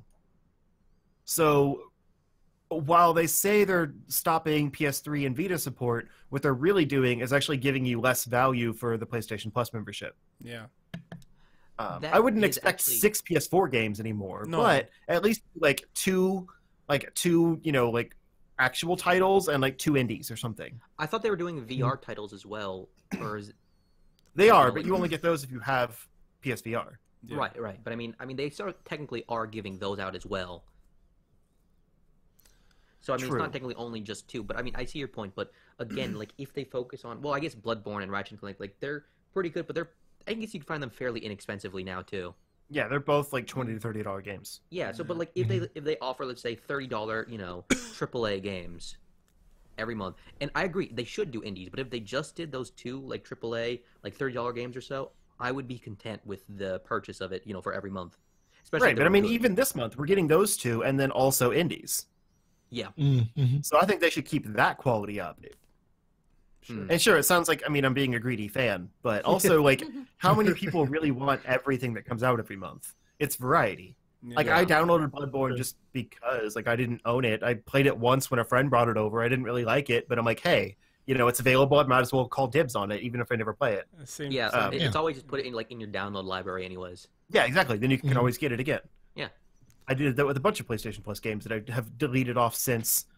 Mhm. But yeah, so if there's a month where you don't want any, which has been the last few months for me, honestly, you're not getting any value for it. If there's only 2 games available, the odds of you not wanting either of them is a lot higher than if there's 6. So it seems like they should maybe do 3 or 4 PlayStation 4 games a month, because whereas with PS4, PS3, and PS Vita, there could be a lot of overlap. With just PS4 and PSVR, there's no overlap. It's either you have PSVR or you don't play those games. What do you think about them maybe doing going back into their old catalog of PS2 stuff or PS1 stuff? That'd be fine. Yeah, release some classics Yeah, with it. because that's what the Xbox does with their games with gold. They do 360, which is older stuff, back compat, Mhm. and the new stuff. And so, Yeah. yeah, Do 2 actual PSN games and then a few PS classics yeah, something like to that. fill would out be the cool. roster. That'd be perfect. Yes. You fixed it. You solved it. Go work for Sony. All right. Congratulations, you're Mr. Sony now. All Yeah, right. Spyro, exactly. Yes, give me Spyro. Although I'll be content with the trilogy remaster when it comes out. So I'll that's hold fine. back Is that- Spyro that's just to actually spite confirmed? you. No. Oh. If you take my Spider-Man, I will kill you. Friendship over. Wait, but the Spyro, the trilogy that's been confirmed. Like, I know there's been rumors about it, but has it actually been confirmed? No, it's just It's been rumored to the point of confirmation, Right. but it hasn't. There's been no official announcement from Sony. Right. Because I mean, I want those games now, man. Yeah, me too. Yeah. all right. That's the last news story for today. We made it through the day. Congrats, everybody. Woohoo! Yay! Yeah. Justin, where can the people find your stuff? I am at Zero Score all over the internet, mostly Twitter, YouTube, Twitch. So I guess not all over. But my nudes are probably out there somewhere. Oh, so check on Pornhub. Type in 0 score. We'll see. Oh god. Oh, no. Ooh, I'm curious now. Actually, Yeah. No. You have like a premium account, like 3,000 videos watched. Joined 6 months ago. Oh no, I don't have an account. I thought you meant like I might show up on there. Yeah. Well, maybe a little bit of both, honestly. You might. You might. Yeah. You never know. Oh, What's on the internet stays on the internet forever. You know. I regret Yeah. everything. Lowe's gone. Anyway, that's me. Watch the Final Fantasy IX story play stuff. It's pretty good. Everyone here is in it, so Yeah. Mm-hmm. I'm afraid to ask where can the people find you? You can find me drinking alcohol out of a coffee cup and pretending that it's coffee, but immediately admitting that it's alcohol. On straight Twitter, whiskey. at Near the Hero, N3R0, THEH3R0. You can also find me on YouTube, Near the Hero with letters. I upload videos sometimes. Just subscribe so you don't miss them. There you go. Let's do it. You can also find me here every week with the Charge Shot Boys, because we're the Charge Shot Boys. That's what we do. Nice. I need some water. Great way to end that off. Alejandro, where can the people find you?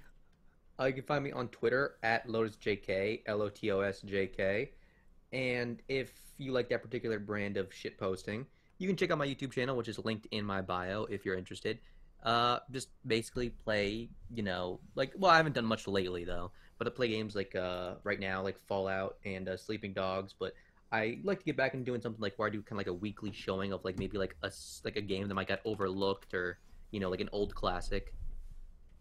So that would be like further in the future, but basically I'm just gonna be shit posting on the internet. So if you're interested in that, look that up.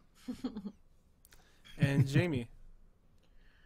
You can find me on Twitter at jroll_, and it's J with an E, so it's JEYRULE_, and also on YouTube as jroll. So yeah, that's where I like to reside on the internet.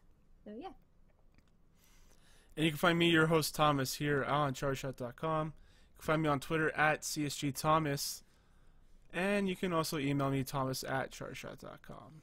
And until then, guys, enjoy your games. Good night. Bye. Good I feel night. discriminated as the only one that got Pornhub jokes. Sweet dreams. I mean, I'm sorry. It's just like he said all over the internet.